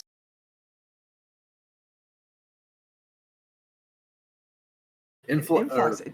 Yeah. Go ahead. Dars's board, he's gonna need a ton of yellow right now, but right now it's looking really good. I was gonna say Inphlox also needs a lot of yellow. There's a lot of yellow on his top line, and things look a little messy. I'm sure that he's got a plan for all of it. I don't know what that is. I think he might have wanted to tuck that that blue red into column 7. Didn't quite work. Dar's gonna be out at a 129. Mm-hmm. This is let's see how Inphlox attacks the rest of this level, because it really does look like a mess, but just like a few key clears here and there and can just clean everything up for him. Yeah, I think he's gonna. Yeah, there we go. He's gonna now he's got those. Perfect. He de-sandwiches the reds, and he's out at right about 2 minutes. Now he's staring down a 15 virus deficit early. Better to face it early than late, because he still has time to make up ground. Exactly. Dars does not need a lot of yellow help right now, but he is finding good ways to use the yellow to advance the board and do what he wants instead of what the doctor wants. Right. Looking at Dars's board, there is a lot of horizontal opportunity right now. If he gets another red-blue, he's going to get it. Yep. Here it is. There's the lightning log. And he has no more need for blue at all. But everything is basically free and clear. He is able to use everything, put everything where he needs to. All he needs is one more red, and he's going to be out at a 313. And Inphlox has 12 viruses left in this level. So he does seem to be catching up a little bit, but he's really going to need to turn on the jets. It's going to be a nice really drop into a sweet tea. Ooh. And now he's a fat log away from ending this level. That's a log out. That was a wonderful end game from Inphlox. That was beautiful. And this is the type of play we are used to seeing from Inphlox. So I'm glad that he is able to do that. We will be getting Inphlox back as soon as we can. Right now we have a double Dars. Double Dars with the double horizontal. See how he attacks this, because there's a lot of red and yellow on the left-hand side of his board right now, and there's only a couple of blue viruses left out of 19.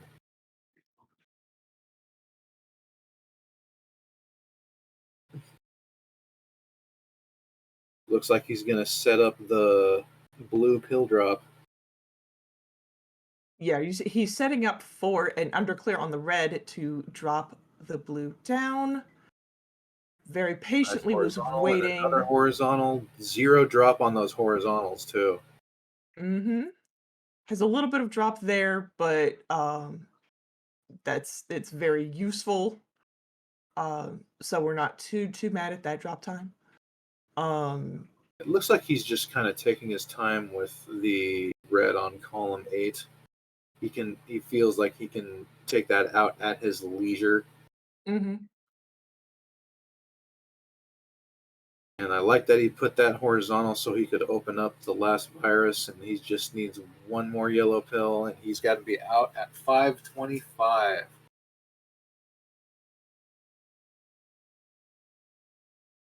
I like the top of his board. Things are set for doubles. Whether he gets a specific double pill or that might have been backwards. Except for, I do think that was a misdrop, but he does have it set up in a way to where once he drops down that blue, everything else falls underneath it. So that is also something that we really like to see in our players is if there's a quote mishap, can they fix it with relative ease? And we usually see that from the likes of somebody like Atalito. He is very known for doing that. When he used his camera, we could tell when it was a misdrop, but he doesn't really use a camera anymore. So it's a little harder to tell. Yeah, we still don't have Inphlox back quite yet, but meanwhile, Dars is just starting to rip through this level a little more proper. Mm-hmm. Got some double reds here. Taking the 0 drop clears. Taking the easy plays. Looks like we got Inphlox again. And all of a sudden, he's in the lead.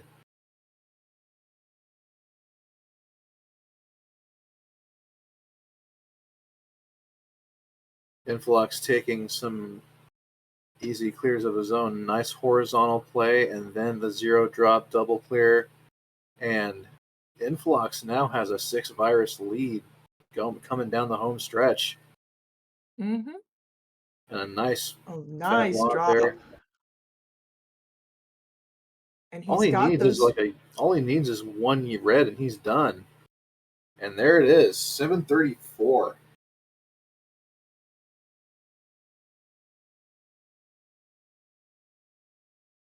Very well played by Inphlox. Dars is looking to set up this red once he gets a red to drop everything down, and then all he needs is one more red, and he is out at a 757. So a really good game by two rock-solid competitors. That was a very tightly contested match. That was to be honest, that was a treat to call and to watch. So we will be right back with more Dr. Mario Gold Bracket. This is the DrMC. Welcome back, everybody, to the August 2023 edition of the Dr. Mario Speed Gold Bracket. I am Packy619, and we are bringing you another good one. It's going to be Watchmuh. Well, I'm still mentally in the previous match. Go figure. But we have Ibar versus Watchmuh. Both of these players have been a solid part of the speed community for some time, as well as accomplished versus players. And joining me to call this one is a gentleman you saw play earlier by the name of Inphlox. Inphlox, how you doing after that last match?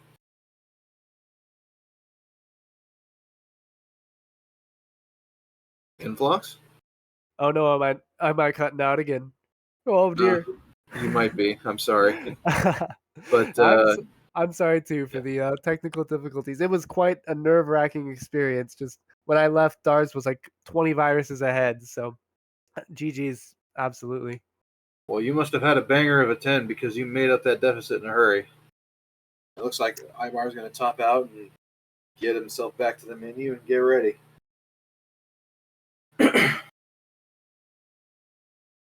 As we get closer to the end of the year with these tournaments, I feel like the scramble for points and these placements each month is a little bit more frantic, you know? Yeah, it's not just a matter of trying to get into the bracket, but also jockeying for positions so you don't have to go against, say, Atalito in round 1. Oh my goodness. Did you see what Ibar just added to his stream overlay? He's got a metal Dr. Mario. Very nice. We got Dr. Metal Mario going up against Vampire Wario now. Rivalry for the ages. Them's fighting words. So we have a ready from Watchmuh, and we have a ready from Ivar that I apparently missed. Oh, there it is. It's 2 lines away, of course. 3, 2, 1. Pills! And we're off to the races. Both players starting at pretty much the same time. Ibar opting to attack the right-hand side of his board right away. Ibar does not have a whole lot of access to yellows at the moment. Yeah, these boards are both a little bit high up. These bottom rows are a little vacant. So the way these players choose to prioritize left and right, you will kind of see what they reach down to in those bottom.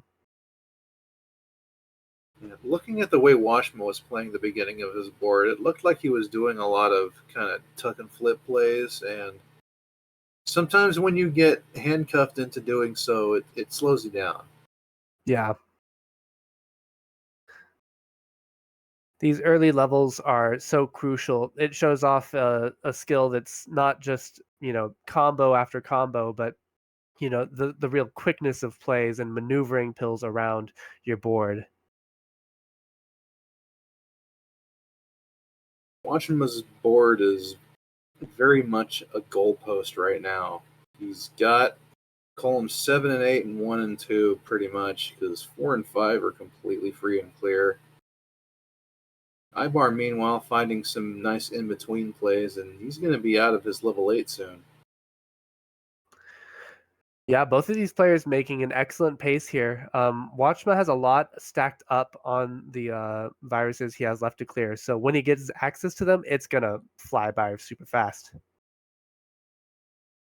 Yeah. Got the horizontal clear, bringing everything down by a row. Interesting decision there, but he gets another yellow pill, so it's not a big deal. Out at about 151. Yeah, a little bit of tournament nerves, perhaps a left tap when he meant to right. Not a very common mistake to make, but evidently it does happen. Ivar waiting for some red to possibly attack this horizontal setup he has on the middle of his board. There it is. He was shaking his head earlier because he placed a yellow fragment down where he didn't really want to. Meanwhile, Watchmuh has gone ahead and cleared off the top of his board, but left those 2 reds in columns 1 and 2. So it seems like he is going to try to just take those out vertically, not worry about scaffolding when he has so many viruses underneath that could just get buried. Nice sweet tea into a drop combo for Ibar. And then he's going to do another drop sweet tea in column 3. Oh my goodness. These viruses never stood a chance. Ibar's got some red garbage to contend with on his top line, but it looks like the doc is actually giving him the pills he needs to take care of that. Right now, pretty much everything's set up. He does need a good amount of yellow help right now. Nice little quick combo there. Watchmuh's a little stuck with those double blues in the corner. It looks like he's going to try to dig them out horizontally, but could easily go south if he makes a wrong move here. Ibar's set up to take out all of these yellow viruses horizontally, and he's going to do it right now at a 343. both players pretty much dead even right now. Wow, this is a close race as we are halfway through the level block. Just a couple more levels for either one of these players to pull some amount of separation, any amount, just to take this crucial first game. Yeah, Ibar had jumped out to a lead after level 8, and level 9 had been kind enough to Watchmuh to make up the deficit. And Watchmuh here taking some very inefficient plays, just clearing all of these things vertically. But I believe it's wise in this scenario, just trying to keep a clean and composed board and not have too much garbage from a setup that just doesn't come. Ibar's got to contend with red garbage on the top of his board once more. And the pills he's getting right now are not red.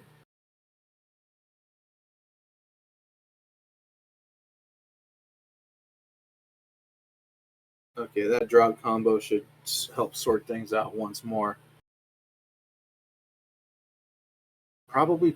He's probably thinking of how he should go about this. Oh, this double blue is perfect. Oh, he's nodding his head. He liked that one. Meanwhile, Watchmuh down to just 10 as well. Really trying to dig out this blue from the bottom right of his board. We'll see how he opts to go for it. Nice little quick horizontal drop combo there from Watchmuh. He's got no blue viruses left, but there's only 5 on his board, and these are going to be pretty easily dealt with. He just needs to wait for a few more red. Ibar is doing a crucial play here. He is undertucking for the blue.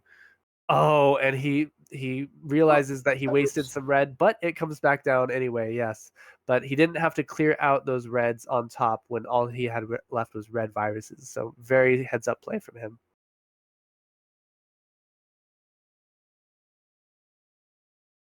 Get that last one over. Yeah, he could have played underneath if he didn't get it, but that still would have been a bit of a problem. Oh, absolutely. As we are into the final level here, Watchmuh with just a dozen or a half a dozen virus lead, but pulling ahead real fast as he just has some absolutely monster quick clears. Ibar down by 8 viruses, sensing it's going to be the end of this game pretty soon, and he is pressing. His board is just so scattered here. He needs reds in just about every column. So unless he can get some and string them into efficient clears, Watchmuh is just going to continue to march away. Ibar really needs some help from RNG right now. He's not getting much of it. But now that lead has widened to 19 viruses.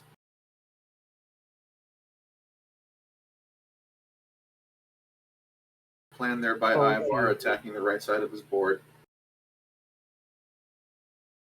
That column 1 for Ibar is looking absolutely dastardly, and that missed tuck is gonna spell doom. Yeah, that's unfortunate for Ibar, who otherwise still is maintaining a pretty clean board. But there's only 1 virus left on Watchmuh's board, and it's about to go poof. 732. I thought it was a 731 myself, but either way, game 1 to Watchmuh. They'll take it to instant replay. We need accuracy above all else in these statistics. Yes.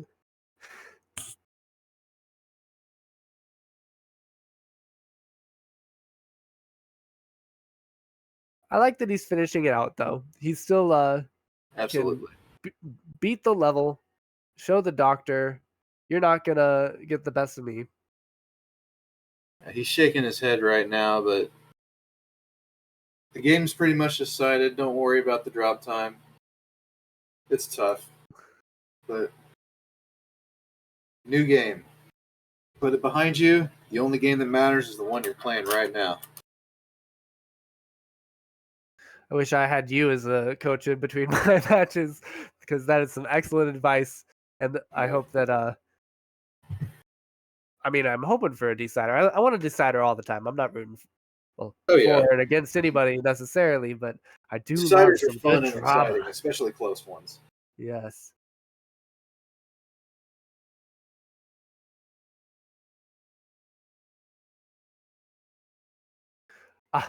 I was confused by what was going on, but Maybe Ibar was testing out his controller a little bit. I'm not sure why else he would be starting on 10. But we've got our countdown, and we've got our pills, and we've got game 2.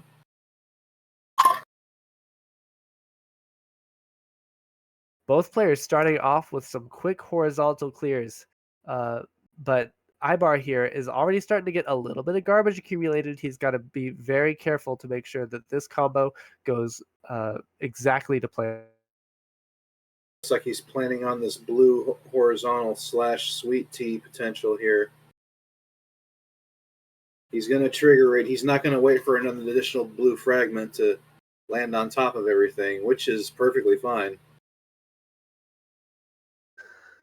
Nice in between clear there, but Watchmuh has come screaming out the gates and has a 10 virus lead already. Yeah, I'm having a bit of stream lag on my end, and when I blinked and he cleared 20 viruses out in about just as many seconds. It's really some fascinating plays he's been putting together. Man, Watchmuh is just torching this level 8 right now. Just needs some blue help to get out.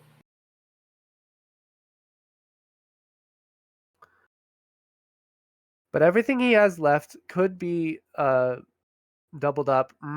He's shaking his head. He is a little flustered. He is not happy with what the doctor is giving him, but it's not over yet. That's for certain. It could also possibly be a little bit of RNG envy, because Watchmuh has had a blazing level 8.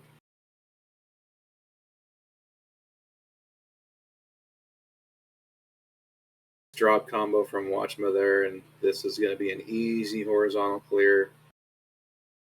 Everything's just set up wonderfully. Oh, a few man. double reds, and then the red yellow to follow is just what he needs. Drop horizontal to knock out 3 more viruses. Ibar manages to get out of level 8. He's got a lot of ground to make up, 24 viruses, but it's early. Yeah, you can do that. You can have 1 bad level in a block and still take a game. You could potentially even have 2, but maybe not if your boards have been as good as Watchmuh's. I like what Ibar's doing with the left-hand side of his board. That nice little drop combo is going to bring everything down. He had a tricky situation to deal with over there that he did pretty well with.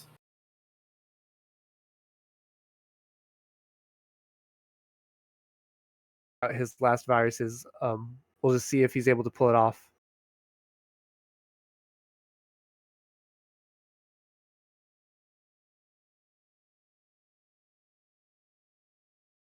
That's going to help open up that last virus for Watchmuh, and he's going to be out at 303. And we saw Ibar flip a pill a little too early for a tuck. That's very easy to happen when the adrenaline is high. And you see that sudden shift in expression. It's like he didn't want to do that either. Yeah. It can be really tough to maintain your composure against an opponent who's doing this well. Case in point, me versus Atalito. But Ibar has some setups here. He has the reds set up horizontally.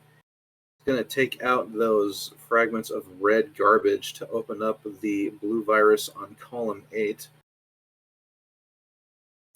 Yeah, it's not over yet, but we will need to see an absolutely blazing 10 and 11 from Ibar to come up from this deficit. He's still buried under a lot of garbage in column 5 in particular, as he wipes the sweat from his brow. Now he's getting now a double red run, which is not what you want to see when you need blues. He is laughing at this point. He's like, wow, really? We feel you. We feel you. Oh my goodness. Well, he finally got the blue he needed, and now he finally gets out of level 9 at 434. But 37 viruses behind. He would be relying on a crucial top out from Watchmuh in order to pull anything back here. Let's see what happens. And he's just laughing about it right now. It's like, okay, fine. I am at the accepted stage. So let's just get this over with. Yeah. This is going to be a nice drop into an L for Ibar, though. But Watchmuh is already into level 11. Ooh, some dicey tucks that Ibar's doing here, but we'll see in the quest to not get lapped here. Watchmuh has a bit of a complex board that he's looking at, so things are looking good. Ibar was waiting for that blue-yellow so he could get that drop T.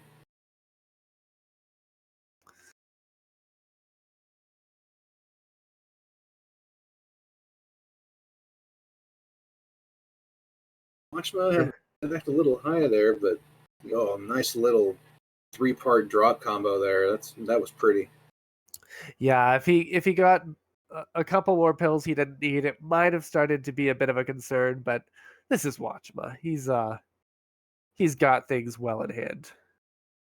It was a great play earlier by Watchmuh. It looked like he was looking for blue-reds to get the drop T on the right-hand side of his board, but he managed to open it up on the left-hand side of his board as well and took it there when he got the double blue that he needed to trigger it.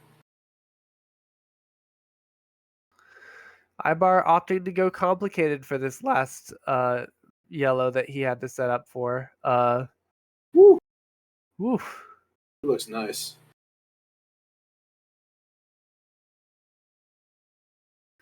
And Watchmuh, just an absolutely clean board. Very little garbage to speak of. Just the type of play we've come to expect from him for sure. Unless Dr. Mario has somewhere in the neighborhood of 75 double reds waiting for wings, I think Watchmuh is going to take this one. It is a 42 virus deficit right now. Players have topped out with 1 virus remaining. It you don't want to wish it, but it's what we need for a decider. This is true.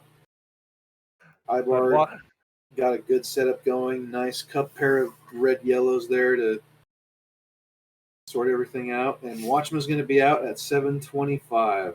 Commentator just couldn't curse it enough. Watchmuh saying, I don't have any Sunday plans. I do now, and we'll see him play tomorrow.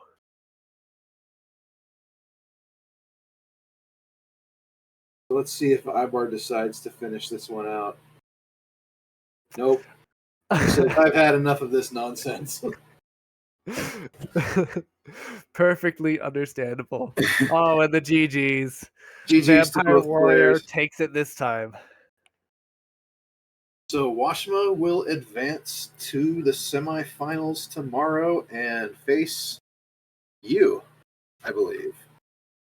Oh boy. Looking forward to it. Yes, he does. Yeah, but for right now, we've got one more round 2 matchup for you to close out the evening, and it will be our number 3 seed Dawnvenure going up against our number 6 seed Floyd 1977. So thank you for watching, and stick around and stay tuned. We'll be right back. This is the DrMC.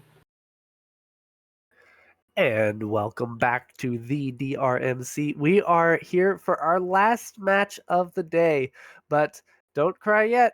We've got more Dr. Mario to come tomorrow. One of these players will be playing Sunday. One will not. The players are Dawnvenure and Floyd 1977. I'm joined here in the booth by Ook the Librarian. Ook, what can you tell us about these matches? Well, let's take a look. We've got, as you said, we got Dawn versus Floyd, and this is the 3rd time they have met. Floyd has taken both of their previous meeting, most recently back in May in round 2. That was a 4-5 match, so not exactly what we might call a grudge match, but definitely a couple of strong players so far. And you know, their prize for winning is you get to play Atalito tomorrow. So, you know, that's always fun. We do have readies from both the players.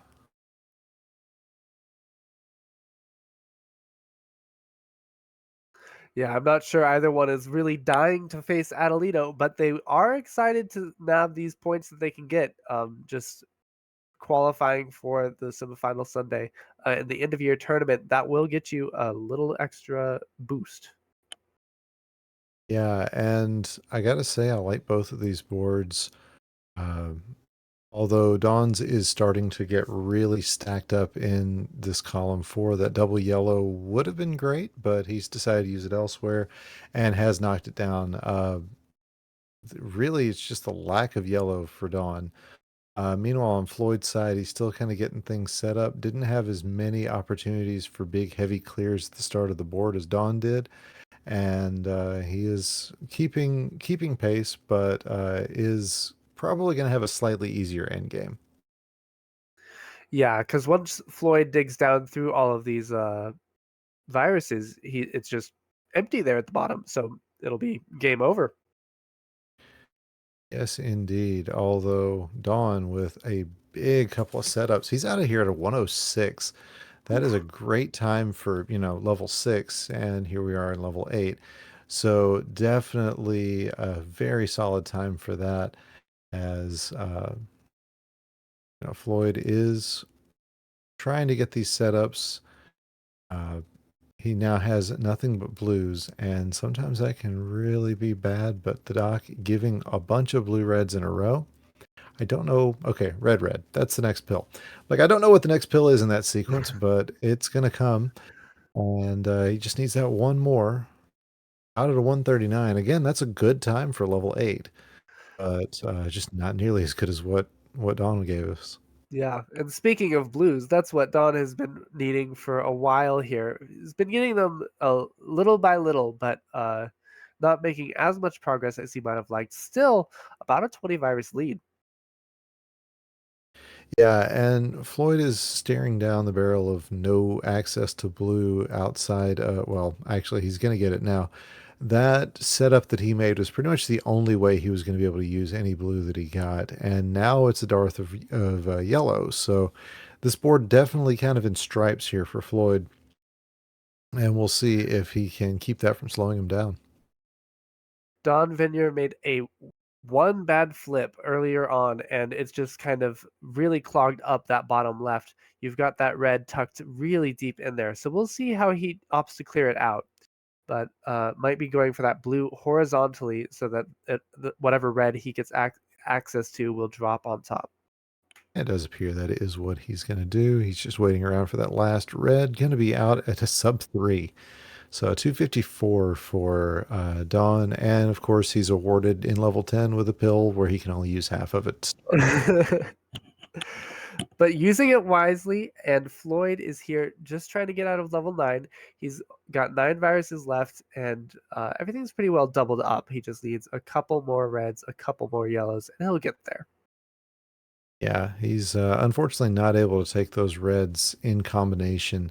That would have been the preferred play, but sees his next box has a double red in it. He gets out of the 326. Would have been a little bit slower if he hadn't noticed that. Yeah, always got to look to the skies, make sure that the next box is in your favor, and adjust accordingly. But Don here is very right heavy on his board. He's almost got the left cleared out. Yeah, everything was coming up in a really good combination on the left side for Don. There's a lot of doubles, and he really found the best way to clear everything up.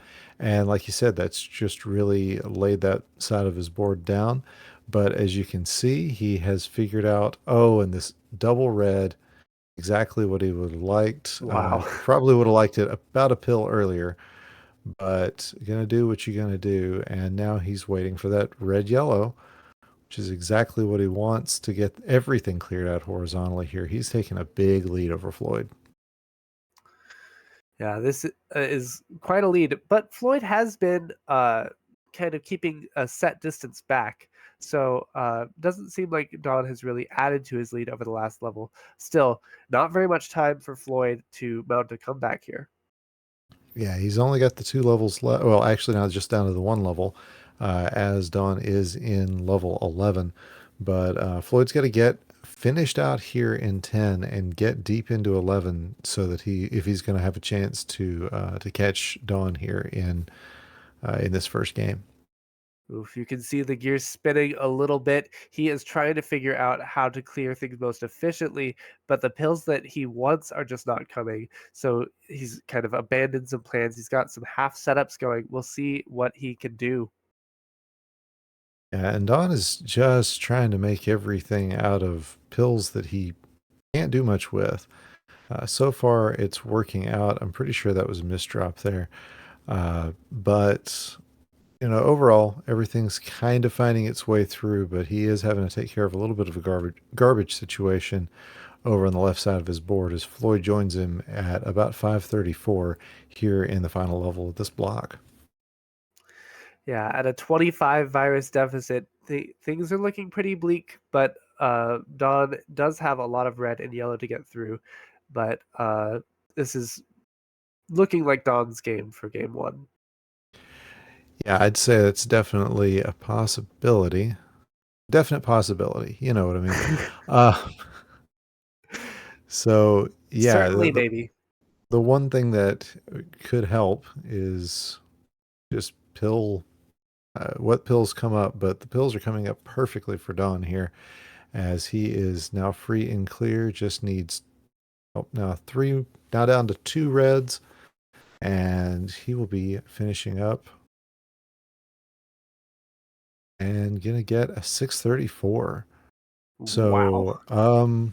yeah, that is a great time. That is actually his PB. So that drops him, that beats his PB by 10 seconds. Floyd showing that he doesn't always beat you when you get your PB. Anyway.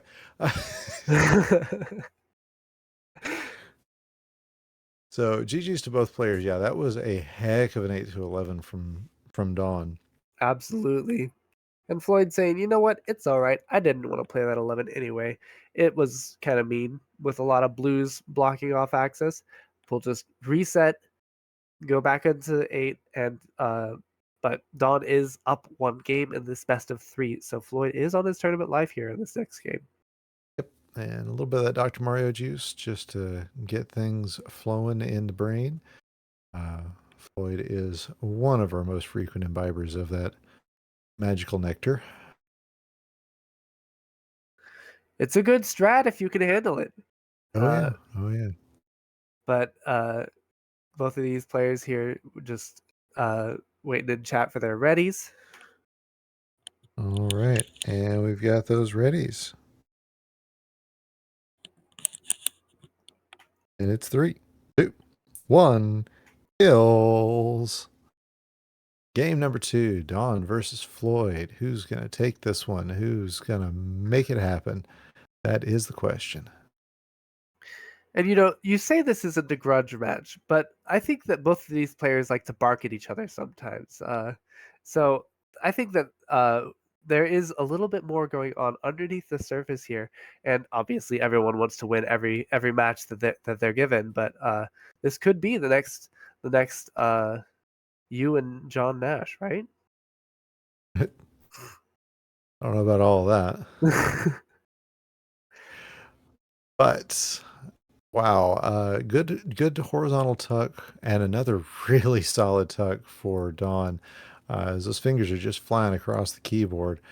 And Floyd is really feeling this lack of yellow access. I mean, it's there. He's finding places to get it, but it's all tuck plays, and that was pretty much the last one he had. So we're gonna have to wait and see kind of what happens next.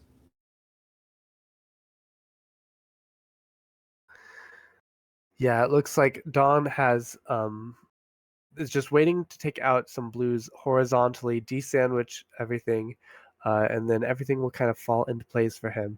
But while he's been doing that, Floyd has been getting everything set up for his last few viruses, although they are a little bit cast all over the place.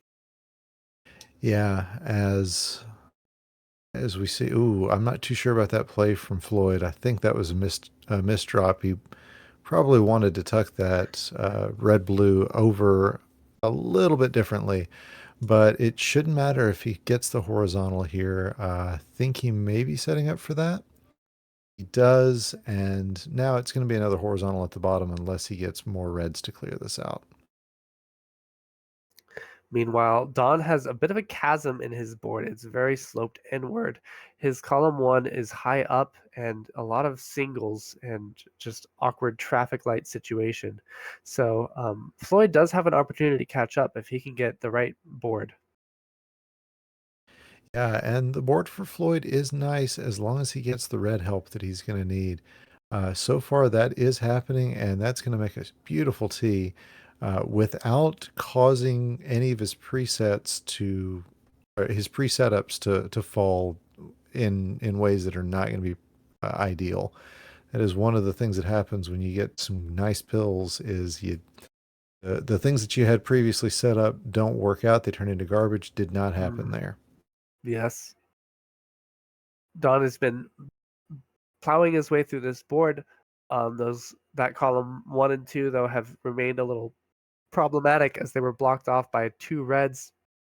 Now he has some more access, but they probably will be among the last of his viruses cleared.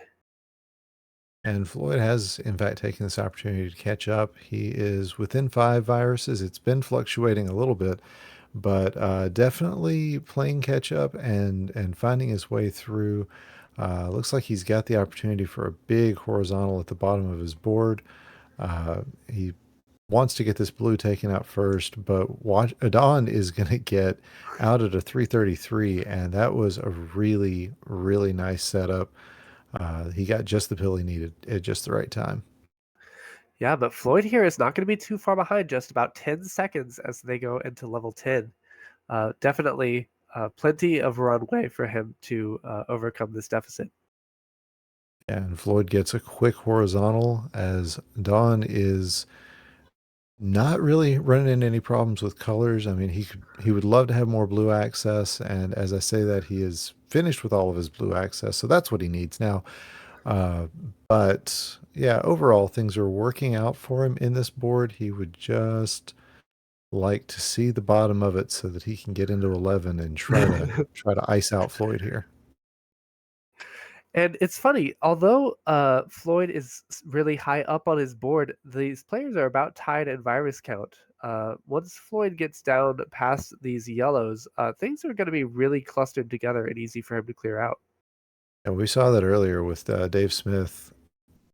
Very often he would be working much higher up on his board than I believe it was Watchmuh he was playing, and it was something to see. You look over, you think, oh, he's well behind, and then nope, the virus count's about the same. So yeah, actually, at this point, Floyd with about a 6 virus lead, and with all of his viruses free and clear, he can work on anything that comes up, especially considering that up until I just said that, he had all 3 colors available. But it doesn't matter. He only had 1 color left. Clears it out and is into his level 11, the last level with the virus advantage. Yes, indeed. And I really like the way this board is set up. He needs some red to really make things work, but overall, he's got the opportunity to make some serious clears. Looks like he's just going to start with his horizontal. That's a smart play. As Don joins him at about a 537 here in this final level of the block. But yeah, Floyd definitely charging right along, and he's gonna be wishing he had more to do with red here pretty soon, I think, because he's gonna be down to nothing but blues. Yeah, a little tough when he was blocked up with a bunch of reds at the start, but Don here is trying his best to make a comeback here and clinch out this match in just 2 games. You can see the fingers tapping frantically as he is digging his way down through this board. About 20 viruses behind, though. Yeah, a lot of that has been the fact that Floyd has seen a lot of doubles and gotten the double pills for the double. Ah, every time he hits a new layer with fresh set of doubles, everything just kind of shows up for him. So, the doctor being particularly generous, and we'll see if that continues here as he is down to his last dozen. Floyd better make sure he tips his doctor after this game. But we might be seeing a decider. Oh yeah, I'd say there's a fair chance of that, especially if, yes, he gets this blue-yellow. That's going to be very helpful. And again, Floyd looking free and clear. He is now down to just needing one blue to ice this one, and we're waiting for it. There it is, out of the 708. So GG's to Floyd, and wow, what a clear fight by Dawn. He's not going to get the win, but that clear is something else. I would like to give Don props. There was an opportunity earlier where he could have just taken a double yellow to clear out 4 yellow viruses, but he opted not to. And it was actually the most efficient play. So good discipline from him. All right, so we hit the reset button. We go back to level 8, and it's all down to this one. One more decider to close the night out. It's Dawn. It's Floyd. It's Pills. Nice board for Dawn to start off. Yeah, he's going to set up this horizontal. Yeah, everything. That was a really, really smart setup for Dawn. And Floyd is not able to take things in the most efficient manner just based on the pills that he's gotten. But so far, so good, as it's pretty much tied up here in the early seconds with about a 4-second clock advantage to Floyd. Absolutely. It really is a double-edged sword when you're up so high with these viruses at the start. If you can make quick recognition of plays and make those quick plays, it'll send you really far ahead. But if you have a little bit of hesitation, it can just set you that much farther behind your opponent just at the very start. Yeah, and Floyd looking for some double reds. Those would be just beautiful in the plays that he's got. Is going to go ahead and just get rid of this setup that he had planned, and just kind of clear the board, get back down to 0. That's kind of his traditional play style, where he just keeps everything as simple as possible. But interesting plays that he's got. He wants to take these reds horizontally, gets that play, and yeah, it's taken a little bit of time, and that's given Dawn a chance to take a 2 virus lead and get really close to the bottom of this board. It's a 2 virus lead, but I do not like his column 1. You've got it was a possible D sandwich, but no one goes for that one. It was just so separated, and this is going to make things a little difficult as he needs access to that blue at the end of all of this. Yeah, but that blue-red and yellow-red is exactly what it took. As Floyd out at a 201, Dawn out at a 208. So it's a bit of a slower set of boards for these guys. They would like to be out in a sub 2. But overall, if you're having a rough one, it probably feels nice to know that your opponent's having a rough one too, if you're the one who's listening to the chat. Absolutely. You don't need to play the best, you just need to play better. It's like running away from bears. Just got to be faster than you. So here, these players are just about tied. Their boards looking both about equally equitable. Dawn with a nice elevated horizontal setup, and lots of doubles, but lots of reds blocking his columns 5 through 8. Excuse me. Yeah, and the speed that Dawn's playing at, I think, is having a little bit of a deleterious effect here, as he is not able to get some of the horizontals that he was hoping for. It ended up not being a big deal, but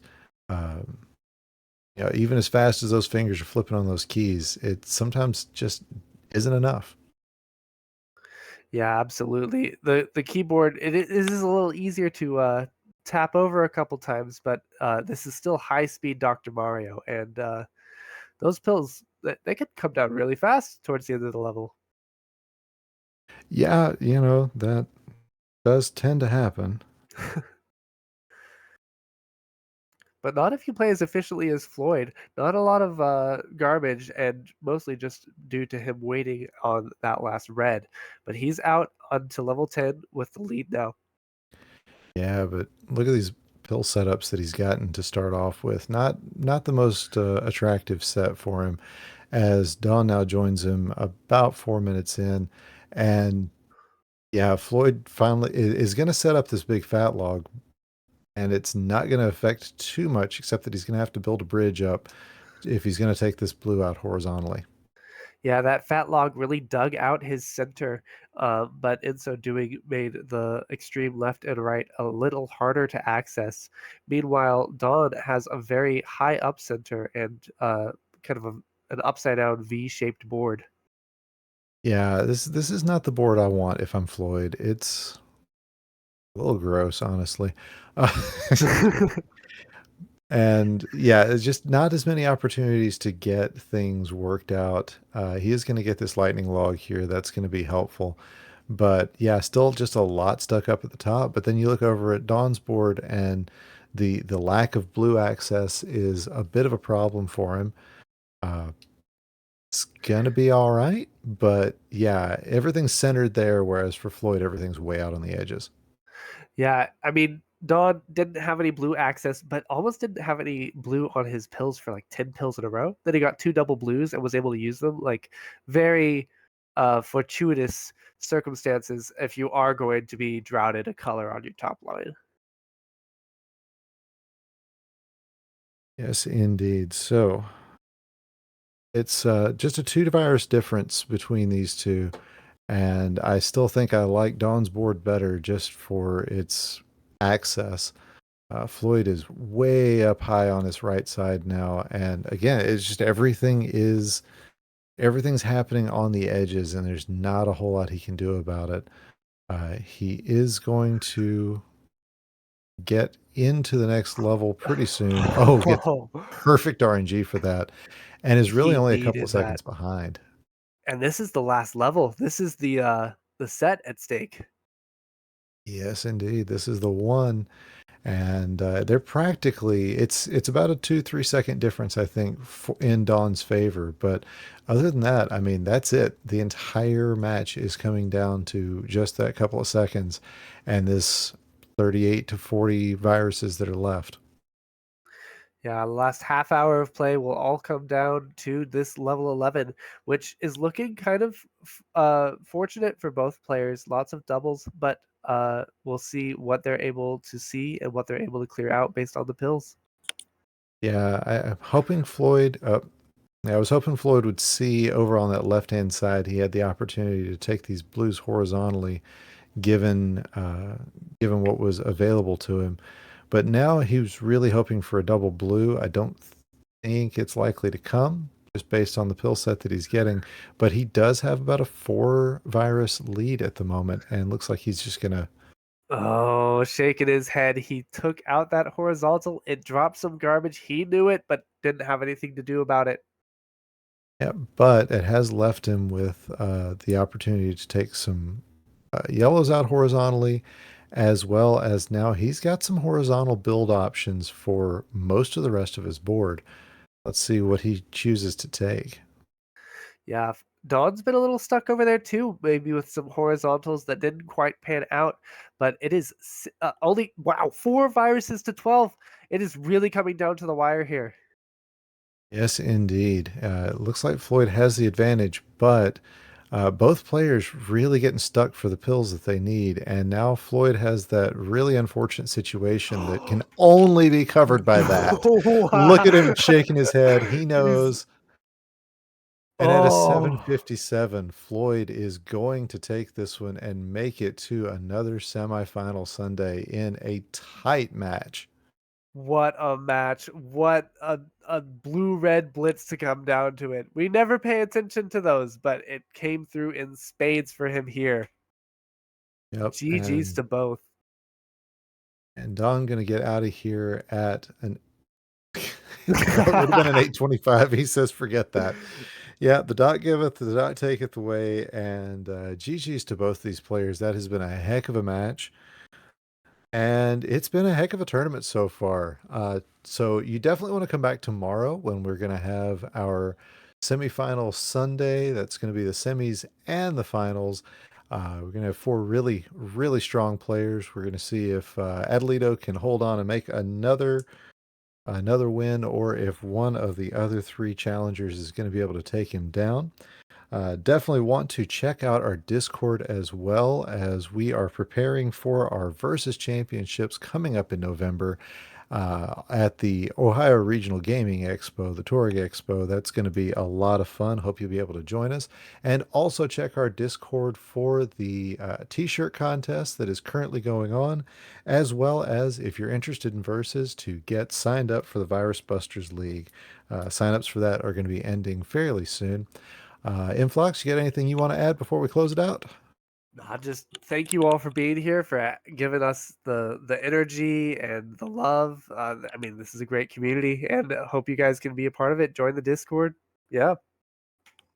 Excellent. So, for myself, Ook the Librarian, for Inphlox, for Packy, for Larva, and of course for our restreamer, theeeDave, all the players here, have fun, have a good night, and as always, take your vitamins.